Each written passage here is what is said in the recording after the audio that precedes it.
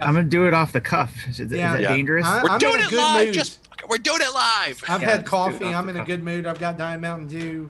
Let's go. Let's go. Let's right? go. I bought Let's new do pins. this. That is a recipe for disaster with Marty. That's going to be fantastic. This is going to be, let's go. We are live. Go. We are live and we're ready to do this. You ready, guys? I'm gonna do it. 3, 2. Welcome to Nintendo Dads, episode 309, recorded on January 7th, 2021. Woo!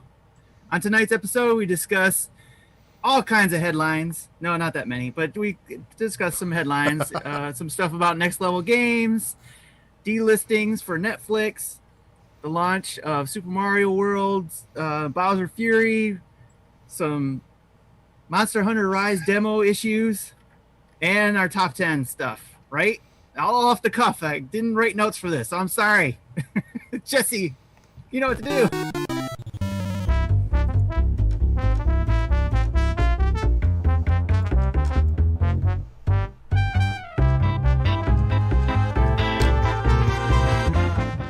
What is up, everybody? It's episode 309 of Nintendo Dads, and we are back.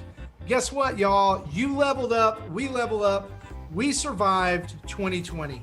It is officially, as of today, January 7th, 2021.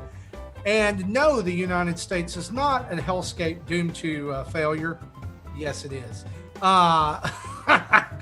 Anyway, Doom 3.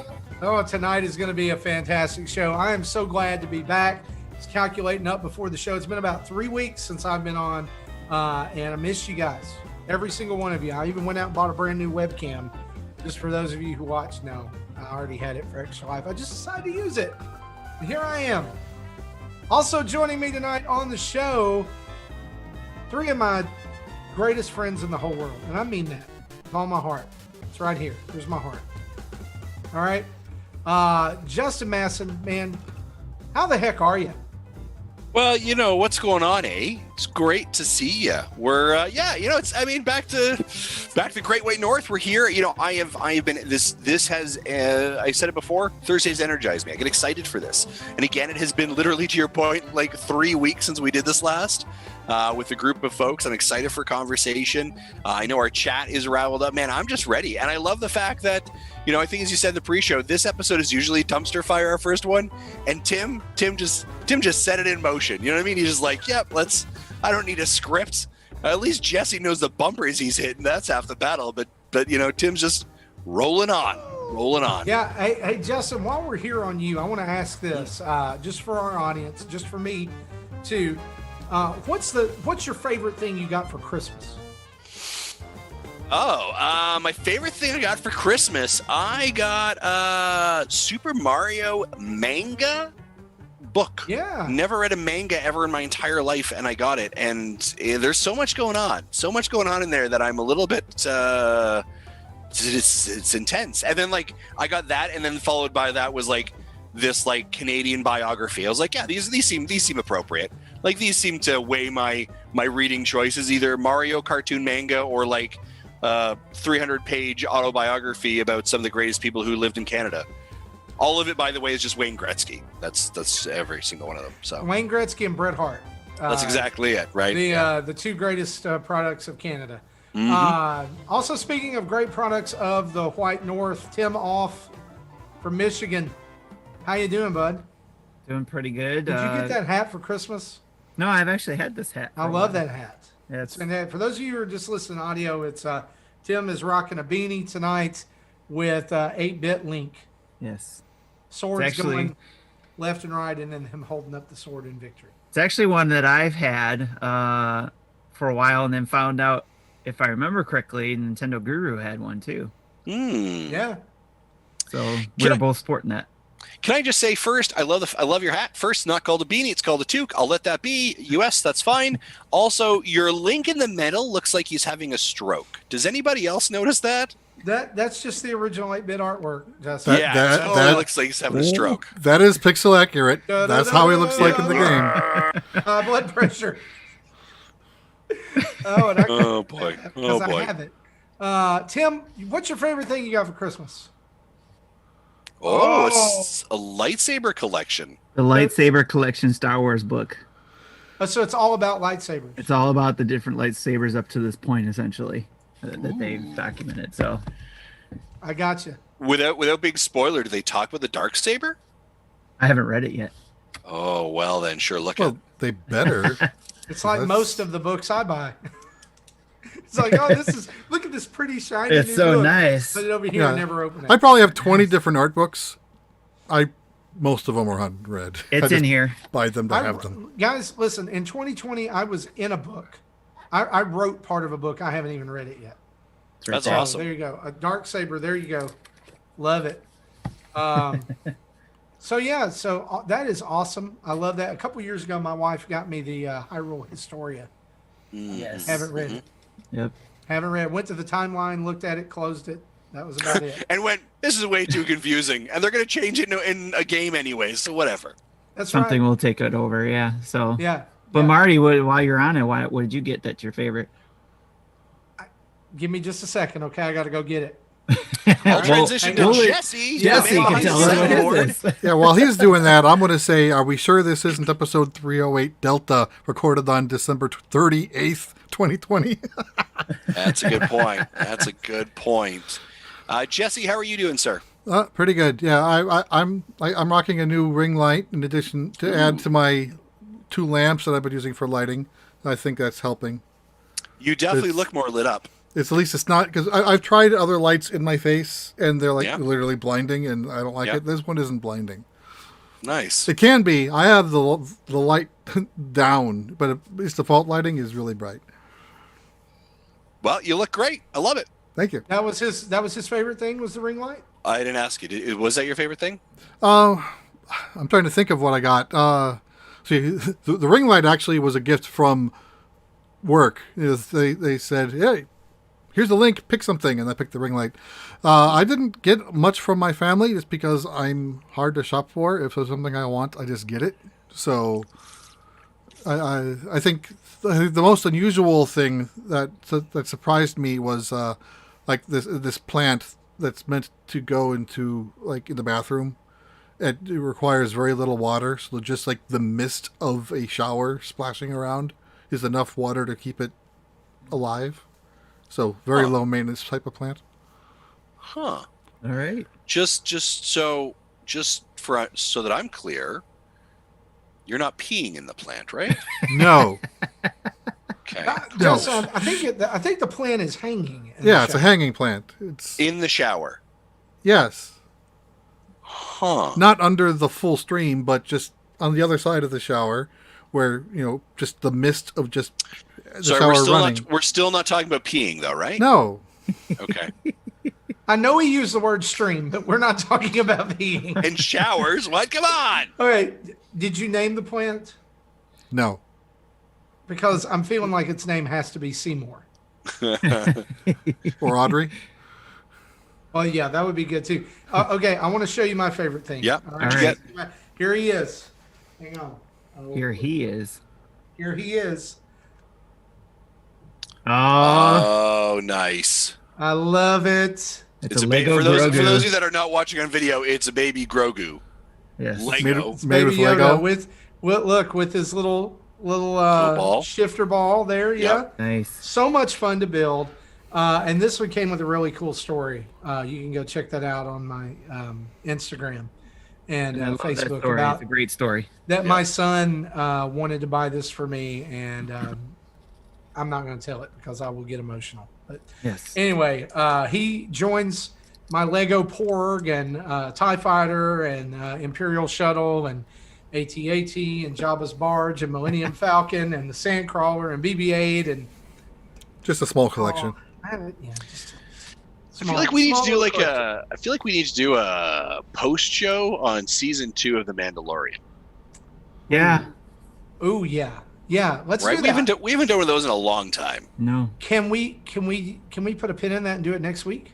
Yeah, of course we can. Cool. Let's do that. We've not done I a was- Nintendo Dads. What did we used to call them? Nintendo Dads After Dark. Yeah, but someone We took can't that do name. that anymore. Yeah, somebody No. took that name. Why did we give that name away? Why did we not license that? Like, I what were don't we know. thinking? But no, look, well, next week it'll be back and then we'll have a name. All right, I'm down for this. Sandra, get the lawyers on the call. Get them on the line. So- I want to have a call about this. Get the lawyers on. Yeah. We have done it.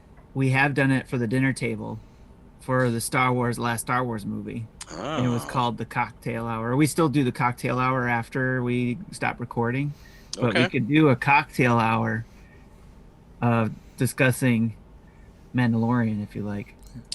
Yeah, I think we've just been calling them bonus episodes lately. Yeah. I think we're up to bonus 13 or 14. Well, we got to come up with a good name. I don't know. You know what? Here's the thing, guys. We can navel gaze about that all night, but there's plenty to talk about, as well as our game of the year for 2020. So let's go ahead and jump straight into the news. Do it.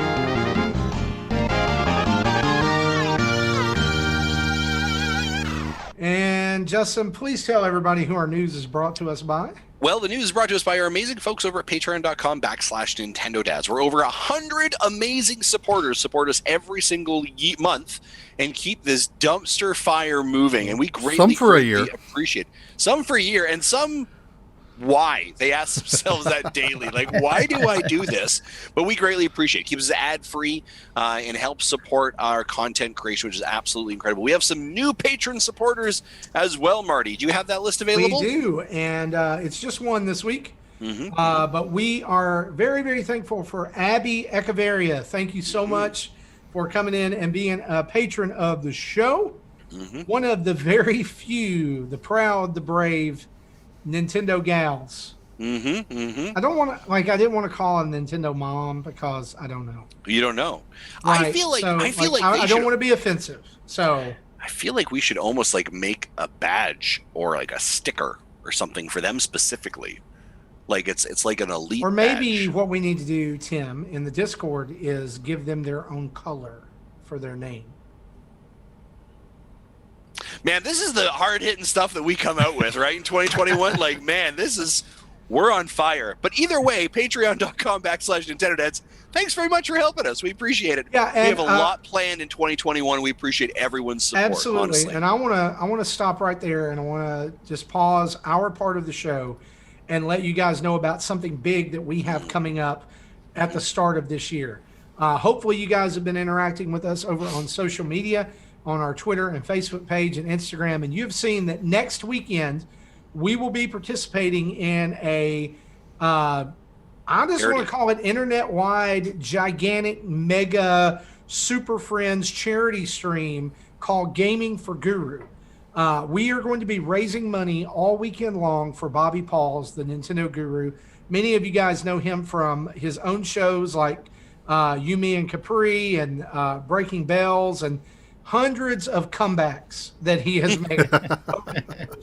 But all joking aside, Bobby is in a spot. He has been in the hospital since before Halloween, suffering from COVID-19, and then now recovering from COVID-19. And what we're doing is, along with 9 other communities, we're just all coming together to focus in that weekend on raising as much money as we can for Bobby through a GoFundMe. His family has set up a GoFundMe, and as of right now, I checked earlier, and the goal on that is $10,000, and it was sitting at just shy of $9,200.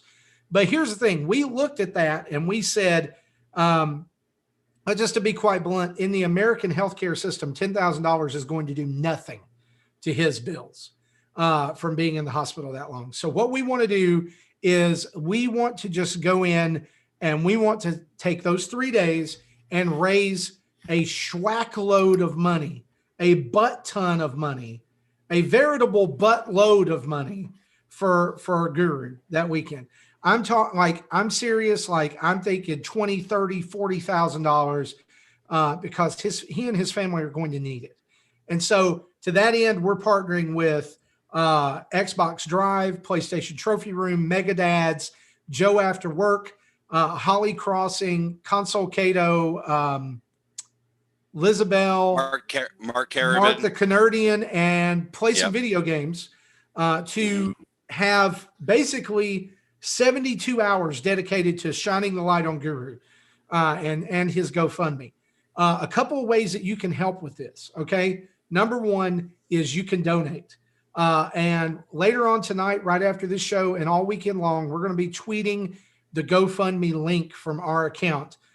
Really, what I would love to do is have that $10,000 goal met before we ever start streaming, and then go from there. And from our Extra Life this year, guys, we know that is something we can do. Our community can be a part of, because you guys were amazing to us during Extra Life.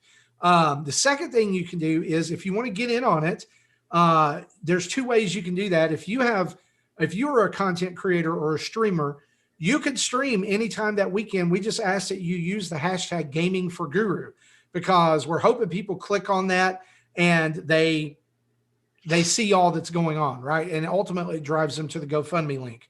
You can also go to our website, nintendodads.org, where you could go get a link to our TeePublic or Redbubble pages and buy Gaming for Guru merch. All right. So t-shirts, hats, stickers, mugs, everything. And what we are doing is we are giving all of the proceeds, 100% of the proceeds of every sale go to Guru's GoFundMe.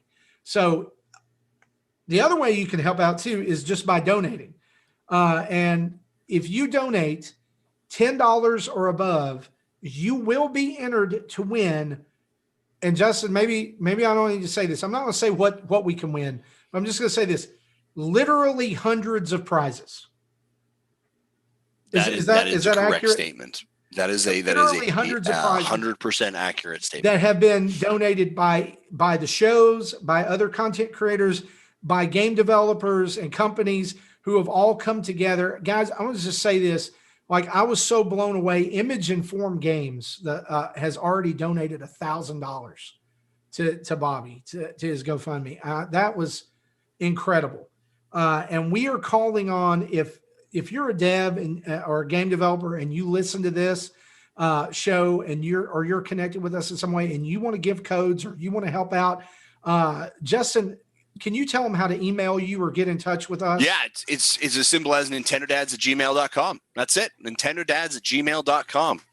Send me an email. I'm in our inbox, and we'll get you connected, and we'll go from there. So, yeah, and if you just want to put in the subject line "Gaming for Guru," yep, that way we'll know that we need to kind of take a special look at that. But guys, it's going to be an amazing weekend. I am so excited to kick off 2021 with some light and positivity in the video game community. And I love that there's content creators from every walk of life coming together to do this, from different continents, from playing on different streams. And we are going to kick off that stream Friday morning.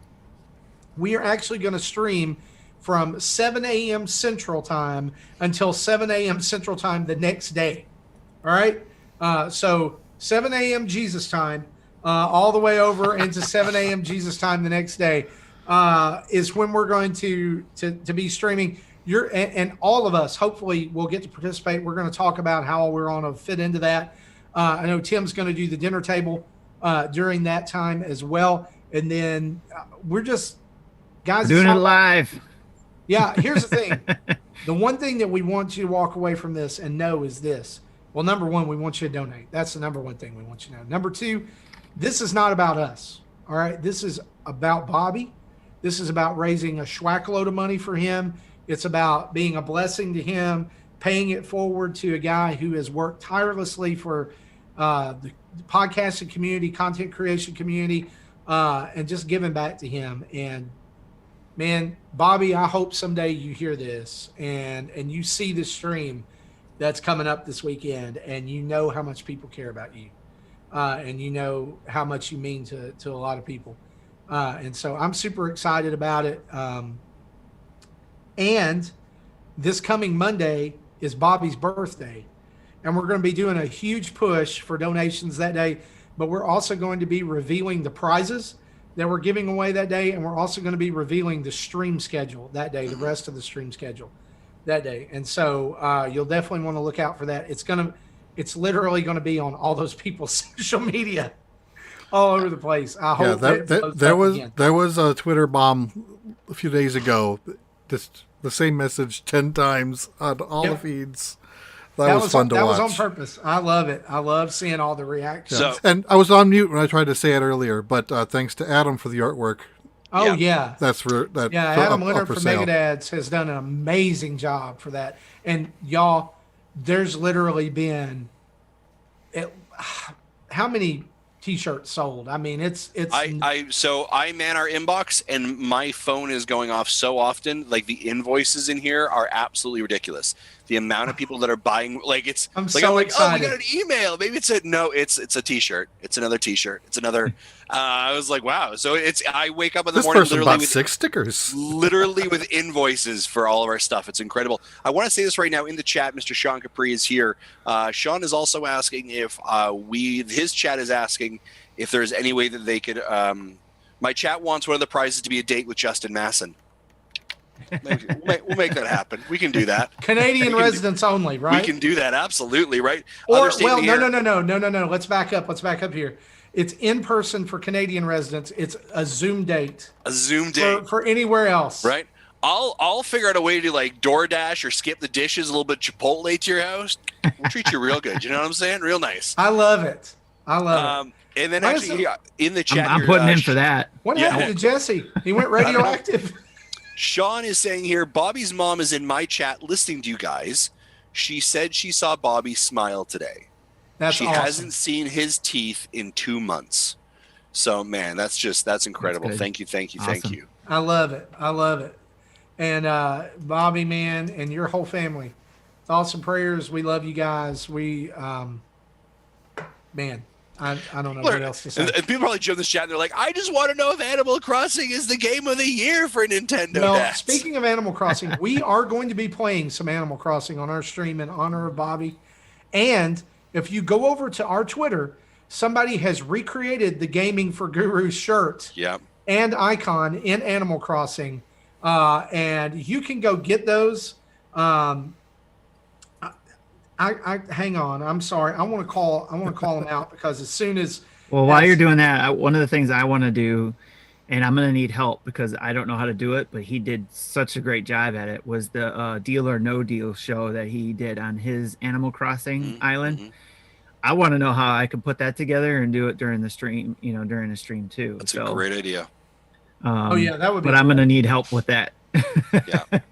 We're all incredibly excited to be doing it. You go over to Twitter at JMillyVids. That's JAYMILLYVIDS. And you can find the speed build they did for Guru, and you can find the T-shirt designs as well, where you can download those. And thanks to those guys for putting those in the game. That's pretty awesome as well. Guys, I know that's been a lot of promotion, but we are all in on Gaming for Guru. Mm-hmm. We wanted people to know that and know about it, and you'll hear about it on next week's show as well, because we'll be hours away from the stream. So let's very quickly hit a few news beats here, and then we'll get into our game of the year. It was revealed this week that Nintendo has purchased Next Level Games to make it a wholly owned subsidiary of Nintendo Ltd. That is pending shareholder approval March 1st. If you are not familiar with Next Level Games, you're probably more familiar with their product than you are their games. That would be Luigi's Mansion Dark Moon and Luigi's Mansion 3, Metroid Prime Federation Force, did a lot on the Wii, Punch-Out, Spider-Man Friend or Foe, Mario Strikers Charged, and on GameCube they handled NHL Hits Pro and Super Mario Strikers.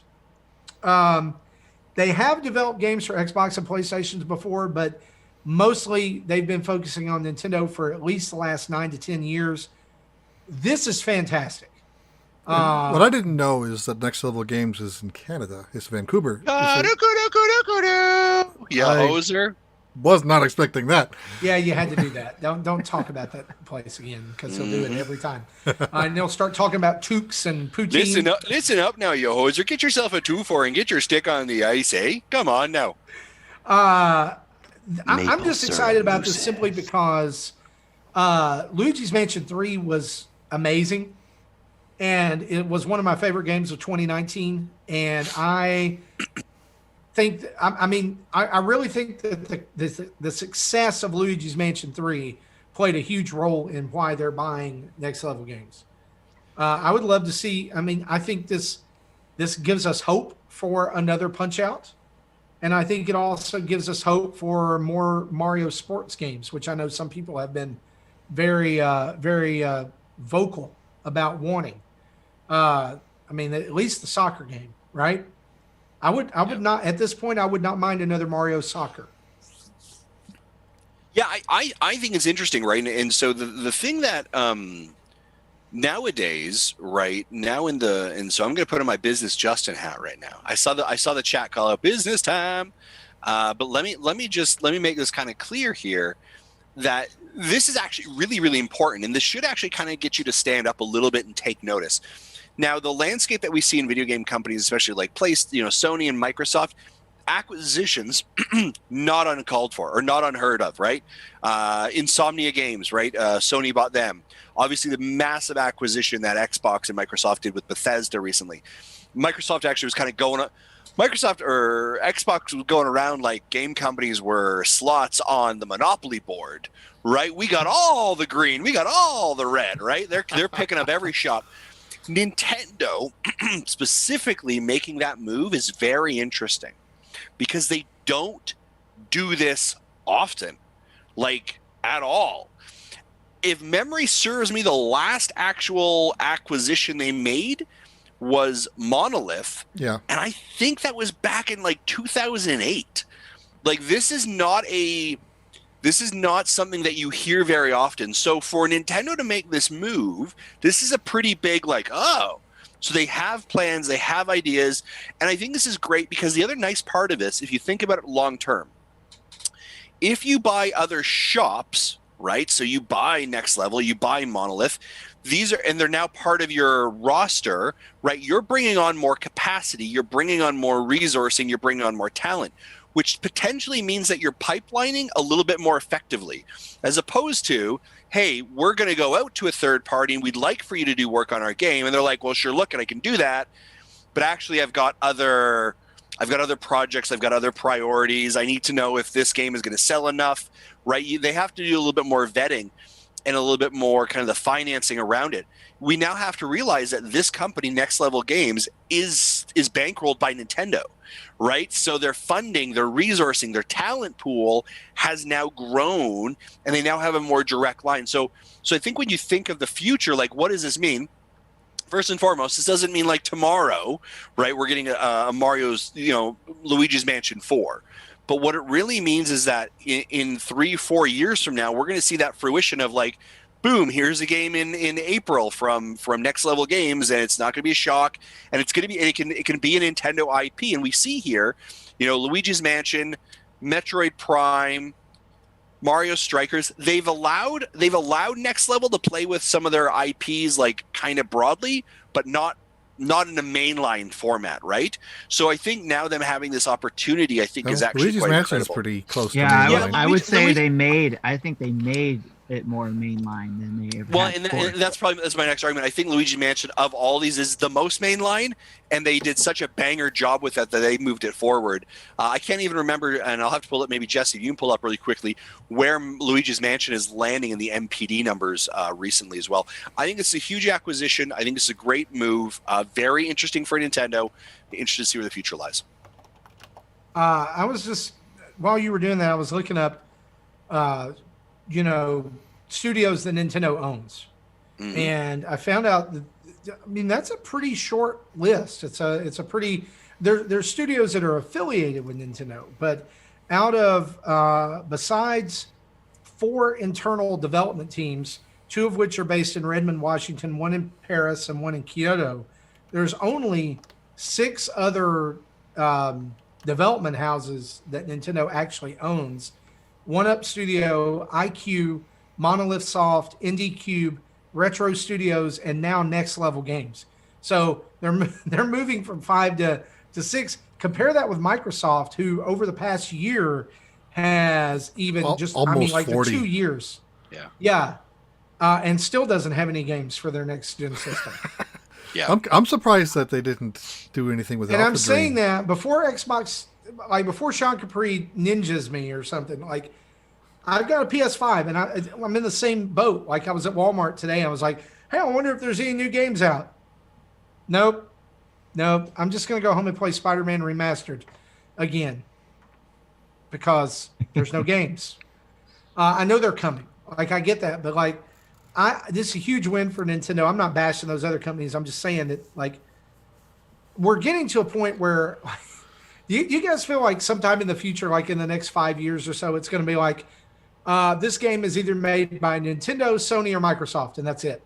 Pretty much. Well, You know, and that's a little bit of the challenge, right? Is that when you move a company in-house, right? You acquire them, then your lines become a bit more drawn, right? It is defined as like, hey, I'd love for Spider-Man to come over to Nintendo. It's not going to, not because the Switch can't do it. Like I know they can't do it, but it's like, well, it won't because Insomniac is owned by Sony, right? Well, so that's definitely not happening. Using a previous game, like the Spider-Man that we talked about that was released on GameCube, was also on PS2 and Xbox. Mm-hmm. Yep. So now we know any game they make won't be. Correct. Yeah. When they're I'm going to use the word quote unquote free agent, right? They have a little bit more liquidity to be able to kind of go where the need is, the want is, and they're able to access that. Well, and when you are an in-house, you're done. And it also depends on who's publishing it. They didn't Correct. self-publish that game. I think it was EA. I looked it up. I forgot it, but yeah, at least now everything will be Nintendo. Luigi's I was going to Mansion ask 3. if you found those numbers because I had them too. Yeah, Luigi's Mansion 3 as of September 2020, so about 10 months on the market, was 7.8 million copies. Great. That's great. I mean, if you think about that, it's practically. It was in the top 10 and then had fallen off. Yeah. So it's still top 15. I'm hard pressed to think of one of my in 2019 a game that I thought was better than Luigi's Mansion. It was fantastic. It makes me want to go play it again just talking about it. But I've got too much to play. So that's good. But on the other hand, let's talk about some delistings that Nintendo did this week. Nintendo has delisted Netflix, or is delisting Netflix from the 3DS and Wii U eShops. Those services will be shuttered on June 30th of 2021. Yeah, the apps cannot be downloaded if you haven't already had them. They're already off. Oh, they're already gone. Yeah, okay. you can read. I think you can re-download if you've downloaded them before. But yeah, then those services will be done at the end of end of June. And that's with no sign of Netflix coming to Switch at all. So who knows what's going on there. Also, over 250 DSiWare games have been delisted only from the North American 3DS eShop without advance warning. Other regions have not been affected by this, but it's also most titles were released before mid-May 2011.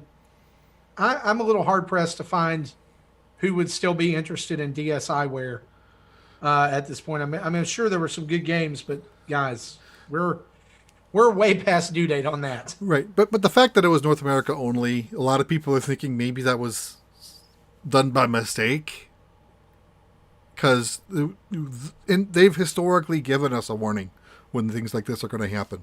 Sure. And when it does happen, it happens worldwide. So maybe a certificate expired, that happens, or something silly like that might have happened, and it could be brought back, or they're gone. We don't know. Hopefully they say something to give something official word. I don't, with that number, I can't see them bringing them back. Like I just feel like they'll probably delist them everywhere else. Maybe they were supposed to be delisted and America just jumped the gun. I don't know. That's also possible. Also in the news this week, Nintendo launched the Super Mario 3D World and Bowser's Fury webpage, but still has no information regarding what Bowser's Fury is yet. It only says, come back later for more details. Well, Nintendo, we've been coming back since like July or August for more details. It's kind of time, right? Kind of time. What's the likelihood here, guys, that a direct comes out that is just Super Mario 3D World focused before this game launches? I think they have to talk about it. Maybe not big video, maybe 15, 20 minutes. Or do you think it's just going to be like, hey, it's the Animal Crossing update time. We've uploaded it to YouTube. I don't think it'll be a 2-minute video. Nope. It's gonna be on the social medias. It's gonna be a trailer. It's gonna be 3 minutes long, and that's what it's gonna be.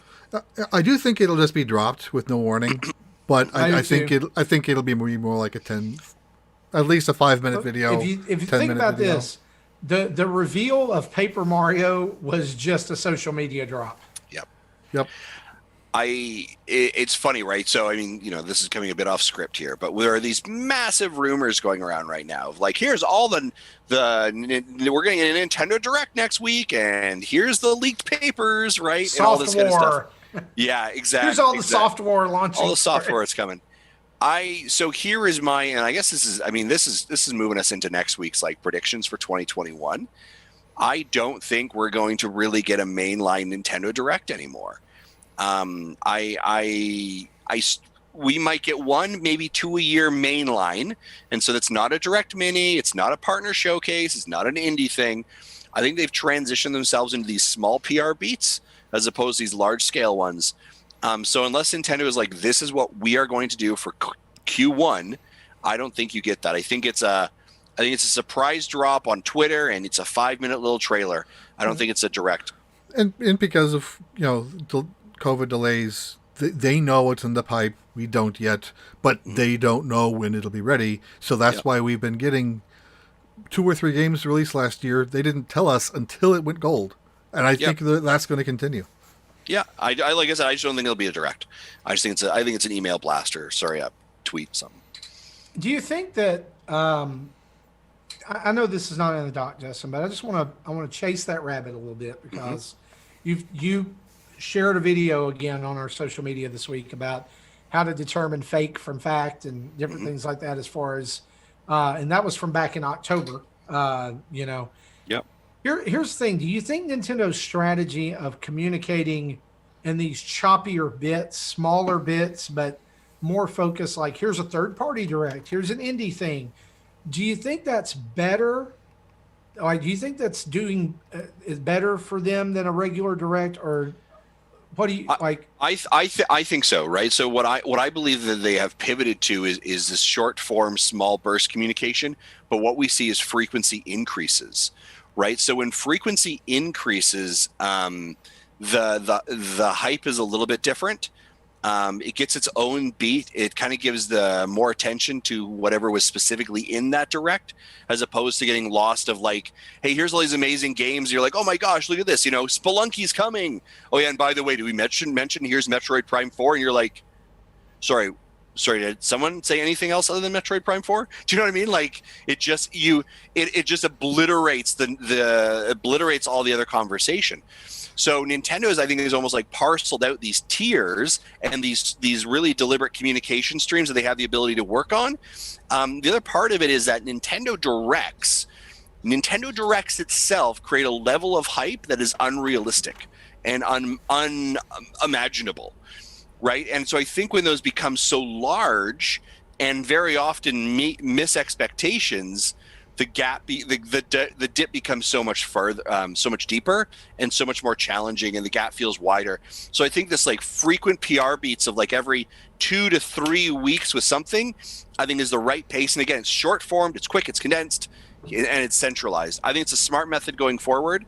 I would love to see like, hey, here's 40-minute direct. I love those things, but I don't think that's the direction they're going. And I think, to Jesse's point, when you don't really know, because like, the Nintendo's strategy of like, these are the games that are gold for us, essentially, right? And then we kind of pack in everything else.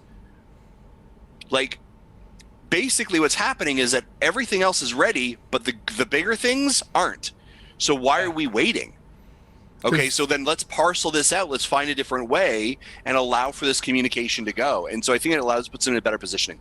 Because those Indies Directs, where they do have 15 to 20 games to talk about during a presentation, the games that aren't out today, the probability of them releasing when they say they are is probably only 15 to 20%. Most of them are delayed. It's true. I know, because I've been tracking this stuff for 4 years. Yeah. Well, just look at Super Meat Boy Forever, right, Justin? Showed off in 2017, and it just slipped in at the end of 2020. Yep. And I'm not blaming them. I mean, they were working on it, but I think that I really like have thought about it, and I enjoy this smaller, choppier style better. I think that the engagement, not only video wise, but also on social media by showing off things, is really good. And I think save the big direct style presentation for E3, right? And then do the choppier stuff all throughout the rest of the year.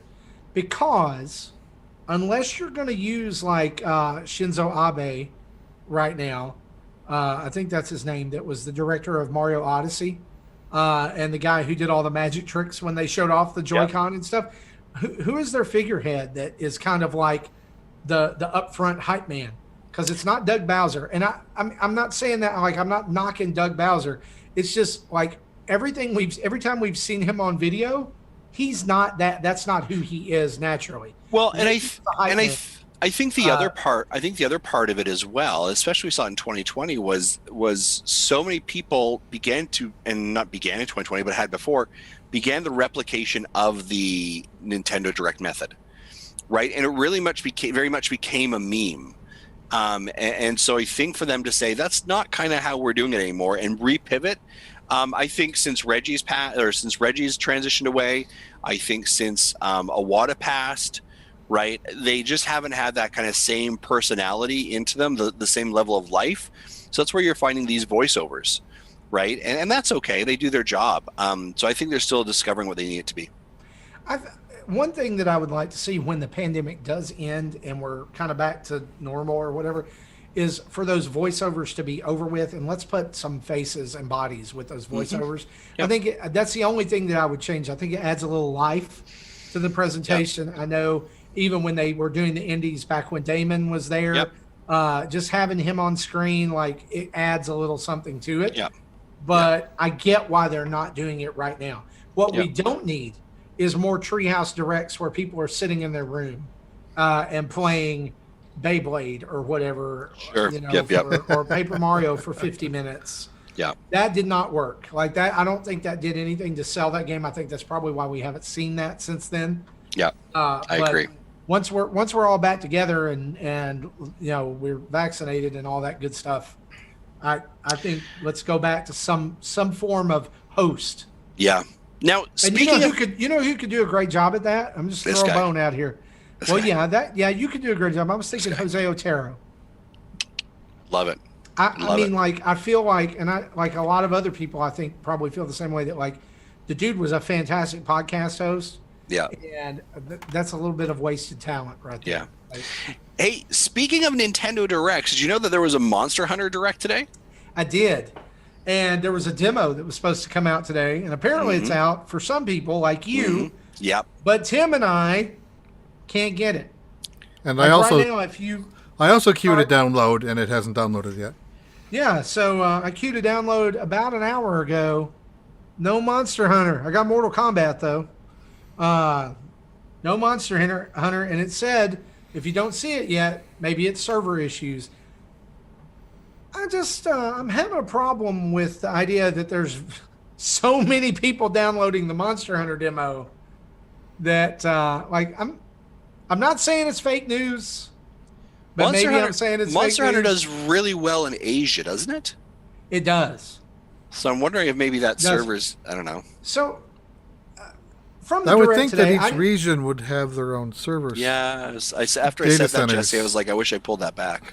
Did any of you guys watch the direct today? I slept through my alarm. I had intended to get up, but I slept right through my alarm. I didn't even know what was scheduled. I didn't even see the video drop in my subscription list, so I'll have to go back and find this. I'm going to have to be honest that I totally missed it. I totally forgot it. I meant to check it out because, as Justin and I were talking about before the show, I kind of am interested in it. Like, this caused you to cancel your Age of Calamity pre-order.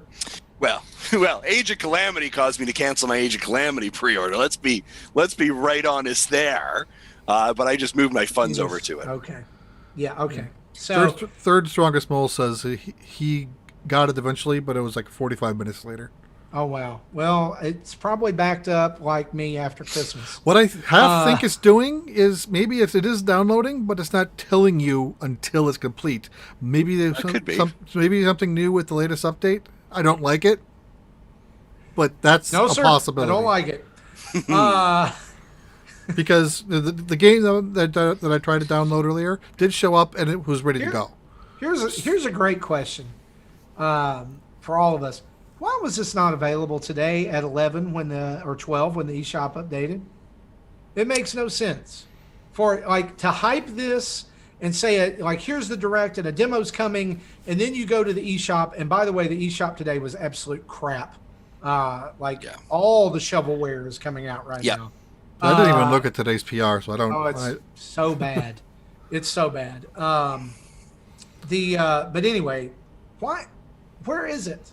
Why? Like I went. Like I purposely waited an hour. Like I was like I'm busy, and then I was like 12 o'clock. I was like, oh, I'll set it to download while I go to lunch, and then I'll come back and it'll be ready and I can try it out. Wasn't there. It was very odd because anytime always my commentary is this: if you have a surprise drop or a direct that occurs at the hours of 7, basically before 8 a.m. Pacific time, that means you are getting a big out today, a big surprise. So be prepared for that, right? So I was like, oh yeah, it's 7 o'clock in the morning. Yeah, for sure it's going to be out. And they did say it. I have no idea why it took so long though. Well, let me just take this moment to say here, it's 2020. Nintendo, get your crap together about your online stuff. That's it. There's no other way to say it. We don't need to spend a lot of time on it. It's just time. If there's a Switch Pro or something coming this year, it's time to overhaul the whole thing and get it right. Like it there it is. If you want to at me on that and debate me, don't, because they need to get their crap together. Tim, are you excited for this game? I'm stoked for it. I've got the collector's edition pre-ordered because I've always wanted to jump in on this game and I never got to. So no, I haven't played a Monster Hunter game before, other than the demos. You love your special editions. I do. Not that there's anything wrong with that. I'm just saying, like, if a game has a special edition, if it's something I'm interested in, and yes, I will get it, especially because it comes with an amiibo. So, and that's another reason why. I'm cautiously optimistic about this, but I remember playing the demo. I think it was it Monster Hunter 4 that was out on the 3DS? Yeah, I think so. And I didn't like it. Like it. And maybe it was because I hadn't ever played a Monster Hunter game. Like, it didn't give me enough help in the beginning, like for me to truly understand what I was doing. And so, to me, that's not a great demo. Like, a demo needs to be teaching you how to play the game and wetting your whistle, right, a little bit. And like, it also, I think a great demo like this needs to cut off in the middle of a boss fight, like right before you beat it. Like, if you're about to take down a monster, like you get to a certain percentage health, boom. I think I've seen that before in some demo. I think that's where you got to do that. It's the hook. You know, you got to hook people. I am looking forward, though, because it is portable as well. And it's probably because of how big these games usually are, will be a game I'll probably be playing for probably all of 2021. For people who haven't played Monster Hunter, are these like 60, 70, 80, 90, 100-hour games? It's like whatever you put into it, but yes, they're pretty large. It's like Diablo, where you kill things to get loot, to kill bigger things to get bigger loot. So, but this isn't just getting the loot; this is getting materials to create the loot. Yeah. So you may have to grind the same enemy over and over again. That's my understanding of it. I've only ever tried playing Monster Hunter Tri on Wii, and that didn't last long. I'm going to say that Monster Hunter has always seemed very hard for me to want to try and get into. Yeah. This game, just when I saw the trailer, kind of caught me. I was like, this looks interesting. And then the other part of this was that last year I played Dauntless, and Dauntless is Monster Hunter, but just the hunting part. right? And it was like, I was like, that I'm all about. Like, that's super easy. Yeah. Jump in, go fight monsters, do it as a squad, jump out. I was like, I am in like Flynn. So Dauntless may have been to me like this kind of like entry level to get into Monster Hunter. Yeah. Where a franchise before has felt a little bit too huge. So I am excited to give this a shot. I liked from what they previewed before, and I haven't watched the direct of this either yet. I have it queued up in my YouTube to watch eventually, so I do want to watch it. But one of the things that I liked about it was some of the Breath of the Wild elements. Mm-hmm. You know, some of the things that we're seeing again in a lot of games coming out. The influence that Breath of the Wild had on a lot of developers are coming through on more and more games as they come out. And that one of the things was what they call it, the verticality of the game. Mm-hmm. Yeah. So there's more of that. And I'm still calling. I'm intrigued.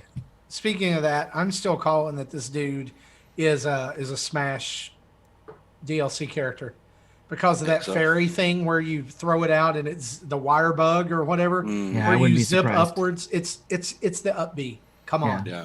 And And real Monster quick- Hunter's already in the game. Let me just point out something that I noticed earlier, but I thought I was mistaken, but I went back and looked to make sure. The Monster Hunter Twitter site, the one that we retweeted, along with, I think, the direct, both say the demo is available on January 8th. Today is still the 7th.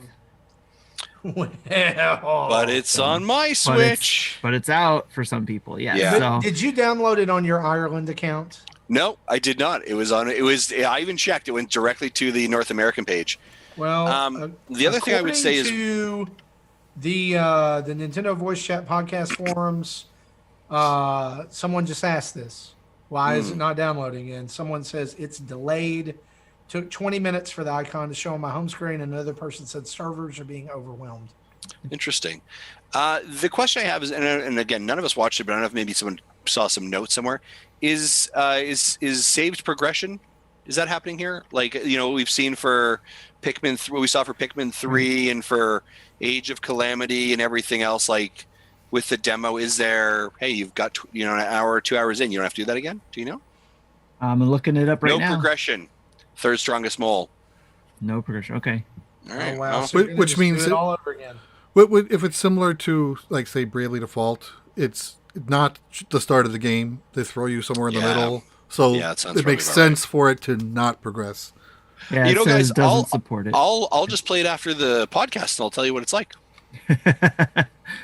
Why we don't go. you stream it after the podcast? because I probably need to go to bed. That's but true. I might. That's true. But I might. Well, guys, Some of us still have to work on Fridays now.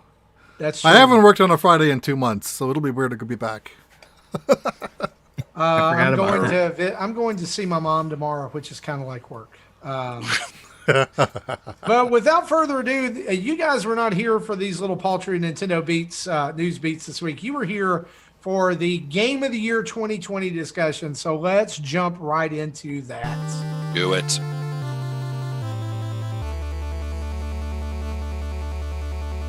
Yeah, Mole does All right. say it doesn't start you out at the beginning. You get a preset armor. So it's the same thing as Bravely Default. Okay. Okay. Cool. So we have come to you guys tonight with our top 10 lists of the 2020. We have asked our patrons to send in their top 10 lists of 2020. What we're going to do tonight is we're just going to go to each individual person and get the top 10 lists. All I would ask that you would do is we do have honorable mentions as well. But as you give your list, start with 10 and go down to 1. All right. I just think that kind of helps build the anticipation a little bit. And Tim, we're going to start with you. I was going to say, are we doing all the 10s Wonder if first, Marty, if or are you we want- doing it Yeah. person at a time? I'm sorry. Do we want to do a quick run of like 10 to 5, and then at 5 we take a bit more time? Oh yeah, let's do that. I think that's a great idea. We probably should have talked about this before That's we okay. went on air. That's So you're totally fine. just going 10, 9, 8, 7, 6, and then stop at 5. Do not reveal 5. Do we Okay. want to do our honorable mentions now as well, or do we want to talk about it? I figured we can do honorable mentions after the ones. Yeah. Okay, great. All right, so Tim, 10 through 6 for you. Okay. Number 10 on my list. Let me make sure I'm doing this right and grabbing the right one because I have honorable mentions first. So let me grab this. All right. Number 10 for me is Boomerang Fu, released on 8/13/2020. That game has been a blast for my son and I to play, so I had to put that on the list. Number 9 is Catherine Full Body.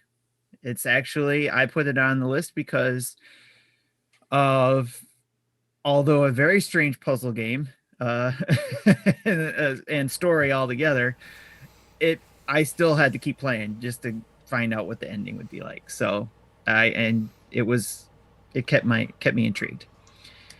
Number 8 is Faria. It's a card-based game, card-based battle game. It was released on, Catherine Full Body was released on July 7th, 2020. Faria was released on 8/13/2020. And that's a card-based battle game system, kind of like your Magic the Gatherings and all that kind of stuff. And just, it's a great game for me to have on my system to be able to go to and just jump in and play it, a couple rounds and stuff like that. And I know you guys probably have you guys have talked about, and so the other shows have talked about other games like that where you can jump in real quick, play a couple rounds. And I think this was the game that Justin asked if I wanted the code. I looked at it. I'm like, that's a Tim game. Right. All right. And then let's see. My number 7 is Clubhouse Games 51 Worldwide Classics, released on June 6, 2020. Again, although my family didn't jump into it as much as I would hope they would have, it's still, I had a lot of fun with it. And especially with the monthly mayhem that we had that the Dads After Dark did for us. I thought that was a lot of fun. And then finally, to round out the top, 5 here, my number 6 is Burnout Paradise Remastered, released on June 19th, 2020, the day before my birthday last year. And if you haven't heard it before, I love my racing games, and especially EA's racing games. I like the arcadey type feel that they have on those games, and I have a blast with Burnout all the time. Anytime I go in, that is where it's another one of those games I like having on there. I can jump in and do a few races on. So it's my number 6. Awesome. I did not provide dates for mine. Yeah, so. I didn't either, and I don't plan on dude, pulling man, them up. What a beast. Bringing in the dates. I love it. Jesse, let's go to you. Numbers 10 through 6. Okay. My number 10 is probably a controversial answer because I said Animal Crossing New Horizons. Well, yeah, it was a game I was originally not planning on getting because I didn't have fond memories of New Leaf. But the community, kind of, seeing everyone enjoying it, and that inspired me to get it and kept me playing longer than I would have ordinarily. I think I still put like 60 hours in it. Yeah, it was controversial, but not a surprise. Controversial because it's so low on the list. Yeah. Everyone else is going to have it higher. But not a surprise. Not a surprise. Right. So my number 9, Clubhouse Games 51 Worldwide Classics, similar to Tim. No one else in my house was really interested in it. Nice. But my wife just walked in and showed me this. Sorry to interrupt. He's got Mandalorian cereal with It's Grogu flakes. Grogu on the front. Grogu marshmallow bits. They really missed the boat on that by not having the marshmallows be shaped like space frogs. Right. Oh, yeah. There you go. Shaped like space frogs. Little red spheres. There Anyway, back to Clubhouse Games. So, yeah, and I don't think I liked it as much as I wanted to, at least not as much as I remember liking the original Clubhouse Games. But, I still played it enough, and again, with the monthly mayhem, that helped get more play out of it. So again, the community helped. Number 8, Super Mario Brothers 35. That I did enjoy that for like the first month or so. Once the monthly mayhem on that was up, I was done. I had no interest in going back to it. So if the Dads After Dark crew is listening to this, you see how much of an influence the choices you make in your games are for us. Right. Number 7, the Tokyo Mirage Sessions Sharp FE Encore. Again, that was a game I wasn't planning on buying again. But we got it as a review code, so I picked it up and actually was able to finish it this time, where I never finished the Wii U version. I got stuck in the last dungeon, and that so I did enjoy playing through that. That was, again, not a short game. That was like 80 hours. And then my number 6 is Dicey Dungeons. I'll talk more about that when we talk about what we're playing. So I'll end it. I'll just end that there. Awesome. Good list though, and a diverse list.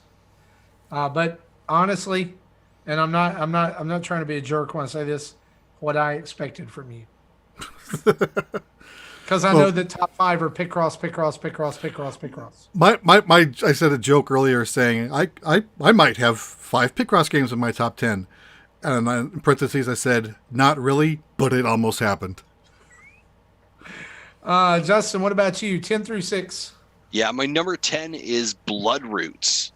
This came out in Q1, and it was a frenetic, kind of crazy, just bloody guts kind of fun game, and I absolutely loved it.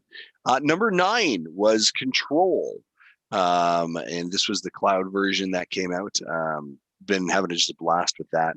Number 8, the game formerly known as Gods and Monsters, Immortal Phoenix Rising, comes in at my number 8 spot. I thought it was good, but it just felt it was okay good.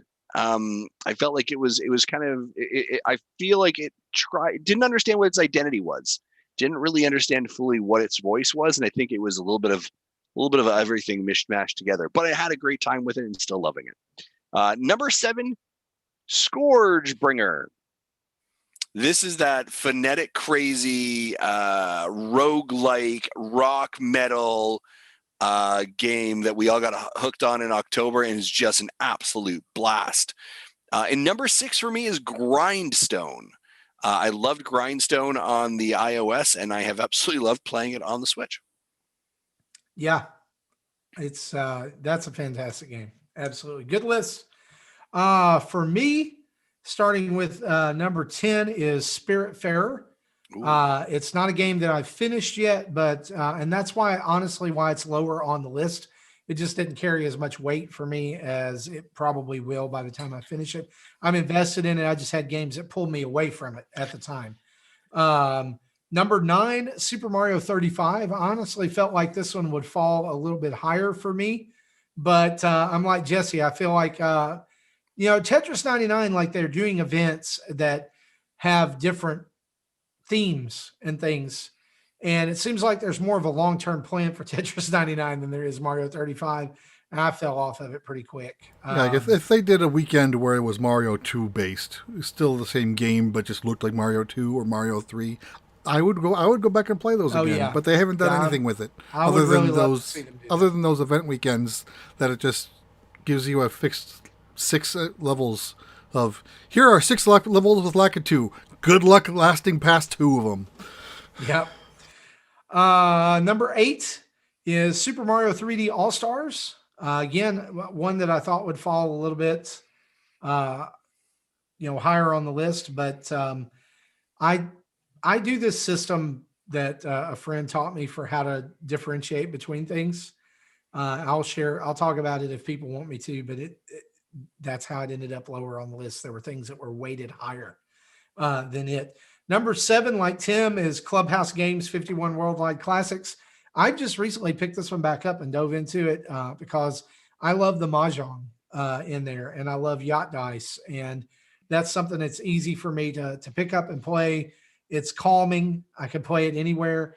And Justin, you and I agree on number 6. Grindstone is fantastic. I got hooked on it over Christmas break. And I sank like 3 hours into it one night. Like I was like, this is all I can play. It's all I can think about. I do feel like it definitely has a major difficulty spike though. Yeah. And it just there's a point where I'm at right now where it's just like, I don't feel like it's as fun. I feel like they could have balanced that out a little bit. But two, I feel like a lot of it is kind of just random. Sure. With the creep placements and things. So that's my bottom 5. All right. So maybe around the horn here, We'll do it in the same order we just did, but we'll do 5 for everybody, then 4, then 3, then 2, then 1. So, Tim, we're gonna jump back to you here. What is your number 5 game for 2020? Well, I'm going to follow up with my number 6 with another racing game. Any guess what that would be? Asphalt? Asphalt 9. No, because that came out before 2020. Okay. I do play a lot of Asphalt 9. Need for Speed Hot Pursuit. Yes, it is. Oh, there it is. Need for Speed Hot Pursuit Remastered, which was released November 13th, 2020. I put that above Burnout Paradise, and I've mentioned this to other people who have asked which one would, if they could only buy one, which one they would get. And I told them, well, it depends. If you want an open world where you go driving around to your races and take care of those races, then you'll want to do Burnout Paradise Remastered. And of course, if you like the Burnout series with the crashes and stuff like that, you go with that game. But if you like more of the task on a map type of layout, where it's not open world, you just, go to your overworld, you pick where you want to race, then you start your race, then you do the Need for Speed Hot Pursuit, which has some Burnout elements because it was made by the same company at the time that made the Burnouts games.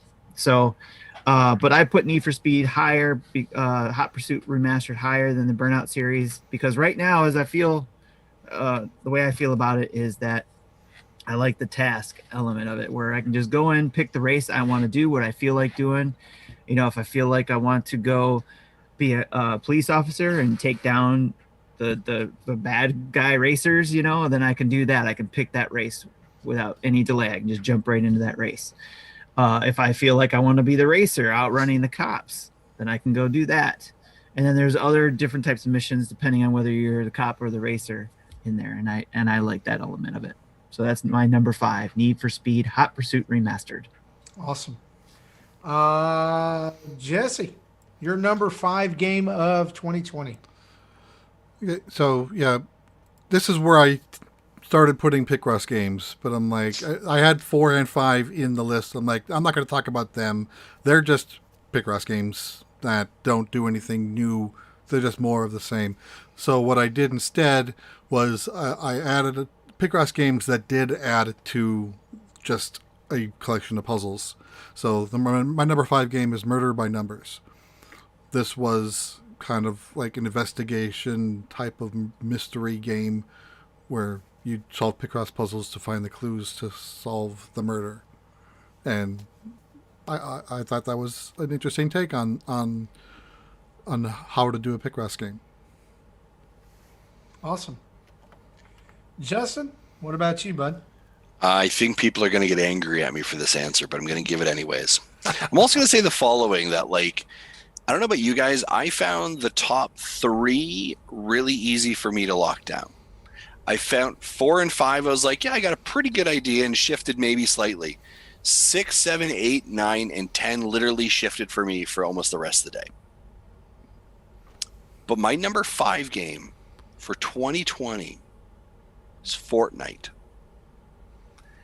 Specifically because of the fact that Season 2 of Fortnite came out on February 20th. And so they redid the entire map, they redid the entire world, right? And then you have seen all of the seasons, the chapters that they have dove into this entire year. We just came off of Marvel. We're on another one right now, the Hunter's Collection or the Hunter's Bounty, whatever you want to call it. They continue to evolve and change that game. Now, again, did it come out 2020? Well, no, but when it's a games as a service, a chapter can. And I think a chapter can stand alone as its own piece of gaming. And right? when I've been collecting the patrons' votes, I've been, if it's something that's a DLC released this year for an older game, I'm counting it. So Season 2 for Fortnite is completely legit, in my opinion.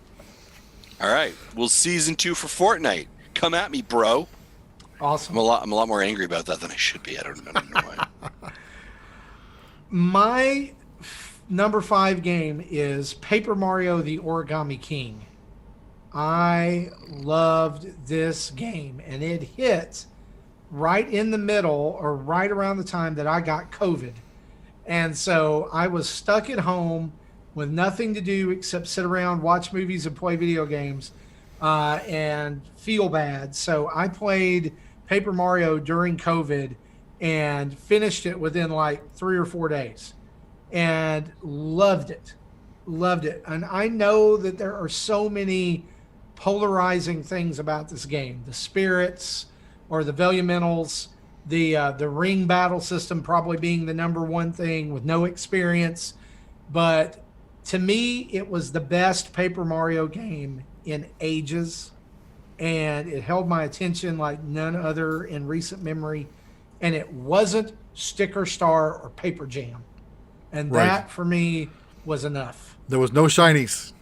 No shinies, and the sense of humor in that game, the writing is on point. Not just the sense of humor, but the emotional moments as well. On point. Definitely a cool break in the middle of this year. I love it. Highly recommend it. All right, Tim, we're back to you for number 4. Sweet. All right. So my number 4 is Raji, an ancient epic. It is a indie game that came out in August 18th, 2020. And I played it. It grabbed me because when I first saw the video, obviously the visuals, or I should say obviously, but for me, the visuals is what grabbed me.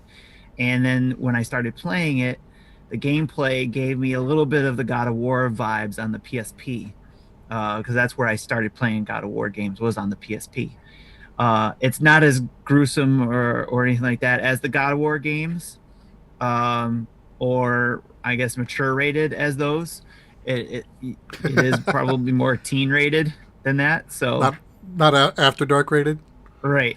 So, but it's not a perfect game whatsoever. You can tell it's an indie developed game. There's some slow parts. There's some parts that are graphically an issue. Not sure if it's a Switch thing or a developer thing, but overall, the surprises I got in the game, I had a lot of fun with. There's one part towards the end that and I think I posted it. It's just a snake battle. I don't even know if you call it a battle, but just the way it was presented just made my jaw drop. And I thought it was really fun and exciting and stuff like that. So I'm sorry if I ruined it for anybody, because they're probably going to be high expectations if they do play the game and get to that point. And they'll be like, what is that?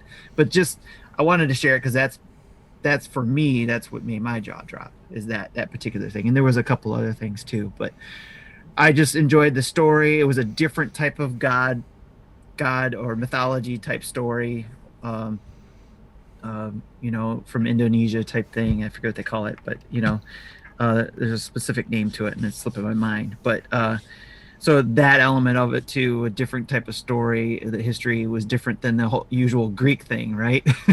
That some of us have been used to seeing, even with God of War or the Immortal Phoenix Rising. Uses a mythology that isn't known by most Americans. Correct. So I learned a lot from it, and it's something that I don't usually go back to play games a lot, so I'm hoping maybe I'll give it another go a couple of years down the line and want to play it just because of that mythology. It was fun.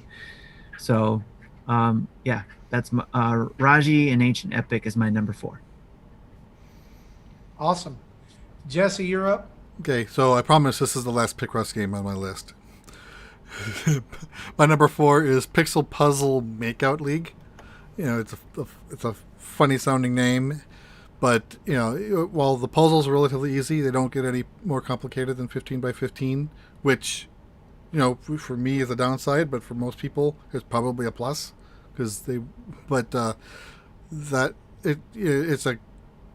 takes a puzzle game and merges it with a dating sim, and the way the story is handled is turns dating sim upside down.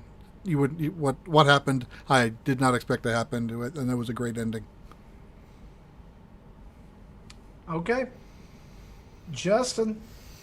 My number 4 game is Hades. I've absolutely loved it. I thought it was such a fantastic game. I loved the art style. The gameplay felt fantastic. The voice acting was amazing.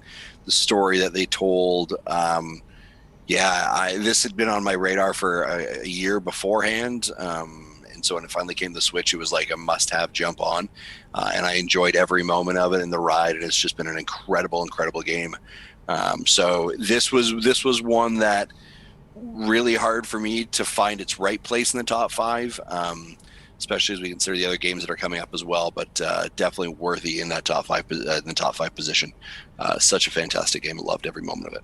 I'm glad I haven't played it yet because that would have been hard for me, I'm sure, too, to put it in my top 10. Yeah. So my number 4, and I feel like this is probably controversial, considering our community and some of the things that they've said about this game, is also Hades. I got this game the day it released and played it and went, this is absolutely a gem. And then a butt ton of other games came out, and as well as like time being crunched for me, and it fell completely off my radar. But I started back playing it about 3 nights ago. I actually erased my file, and I had only beaten the first boss and was in like the second part of the underworld. I completely deleted my file, started it over. It is so good, y'all. If there's anything that I can say negative about it, it is this, is that in the fantastic voice acting, I still sometimes feel like the people that were doing the actual reading were rushed. Like some of those sentences seem like they're just so crammed together. But on the other hand, every voice actor in this game is on point. Yeah. So that sounds like maybe more of an editing issue than a recording issue. I just wish that it was edited a little bit different. It just feels a little rushed. I guess what I'm saying is I want more of those voices. But I'm loving it. For me, like I talked about the system that I was weighing games with. For me, it was which of these 2 games on the list, as I compare all of them, brought me more joy in 2020. And because I didn't spend much time with Hades, it didn't fall as high for me. It did fall from some of the others for lots of other reasons, and you can tweet me about those or whatever, but they would take too long to explain on a podcast. But anyway, Tim, we're back to you for your number 3 pick. Sure. And just as you mentioned, about not having enough time with that game, there was another game that's on my honorable mentions that didn't make my top 10 because of that. But I'm still playing it. So that's why I couldn't put it on my top 10. But my number 3 is Fortnite Chapter 2 Season 4, the Marvel season, which went from August 27th, 2020 to 12/1/2020.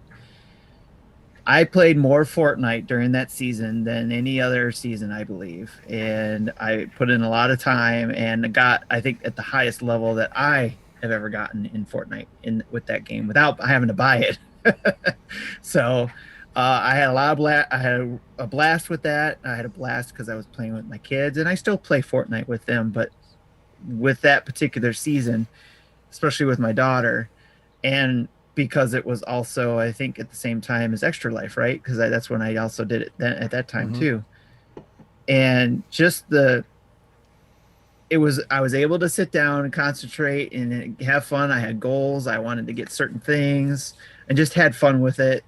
Especially with the Extra Life people that got to play with me. It was a lot of fun. And especially when you get those victory royales, right? So it's just like, oh yeah, I'm loving this.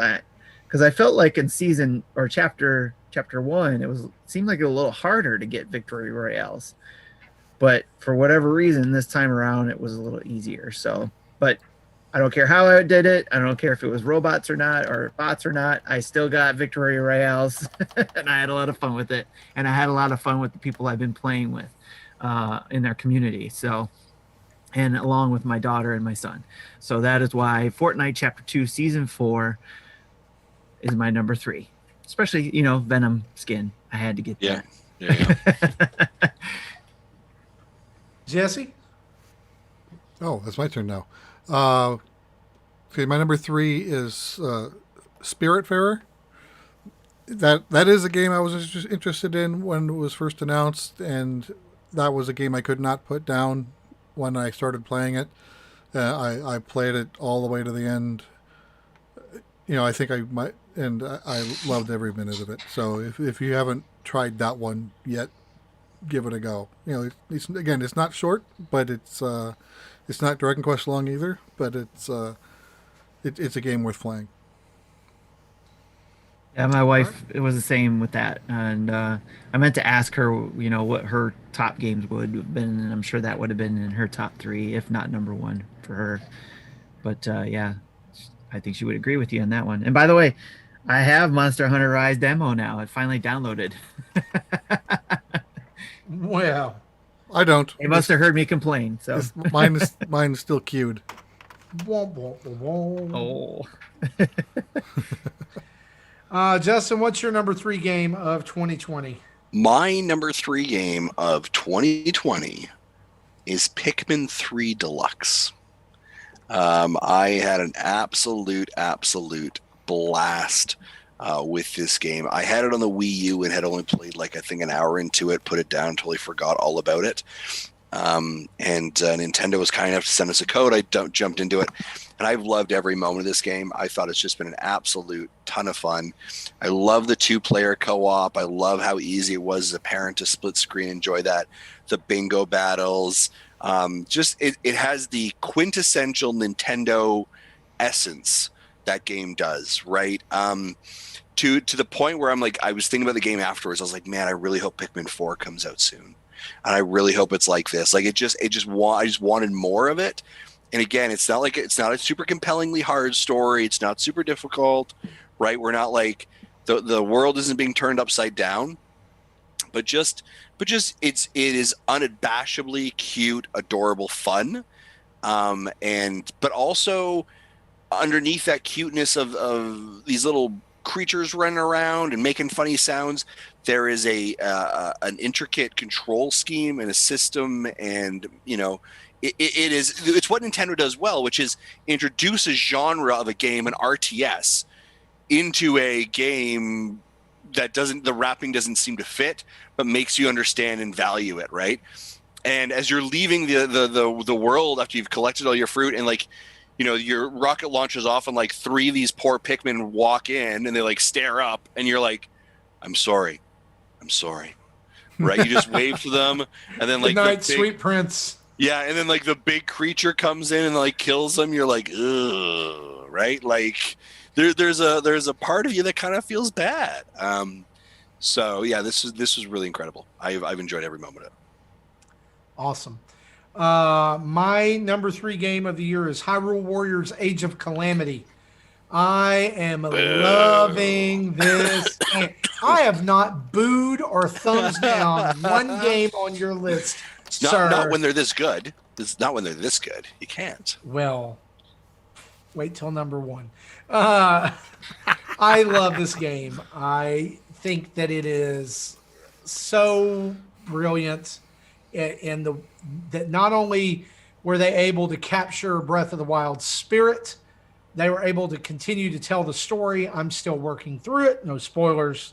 I know, everybody dies in the end, but come on. I'm loving what I'm playing. The fact that, I went back right before it released, and tried to play through Hyrule Warriors, which I've got on the Switch. I just didn't have time to cut through much of it. But they enhanced everything from Hyrule Warriors to this game, and still managed to keep the Breath of the Wild charm and build the world. And that's really where the bread and butter of this game is for me, is the world building. And so I will take, honestly at this point, I will take every Nintendo franchise in Warriors form. I'm okay with that. If they want to do Metroid Warriors, I'm down with that. If they want to do, I'm still calling on Animal Crossing Warriors, the Zombie Gyroid Apocalypse, because yes. Look, they're not in New Horizons, So what are they doing? They're all dead. They're all about to rise up. It's coming. So you got Isabel with an axe. Yes. Yes. Would that not be awesome? Like Isabel with like little bead of sweat dripping down her brow. Has got the axe. No. Doom She's Guy gonna borrow DLC. Doom's guy's BFG.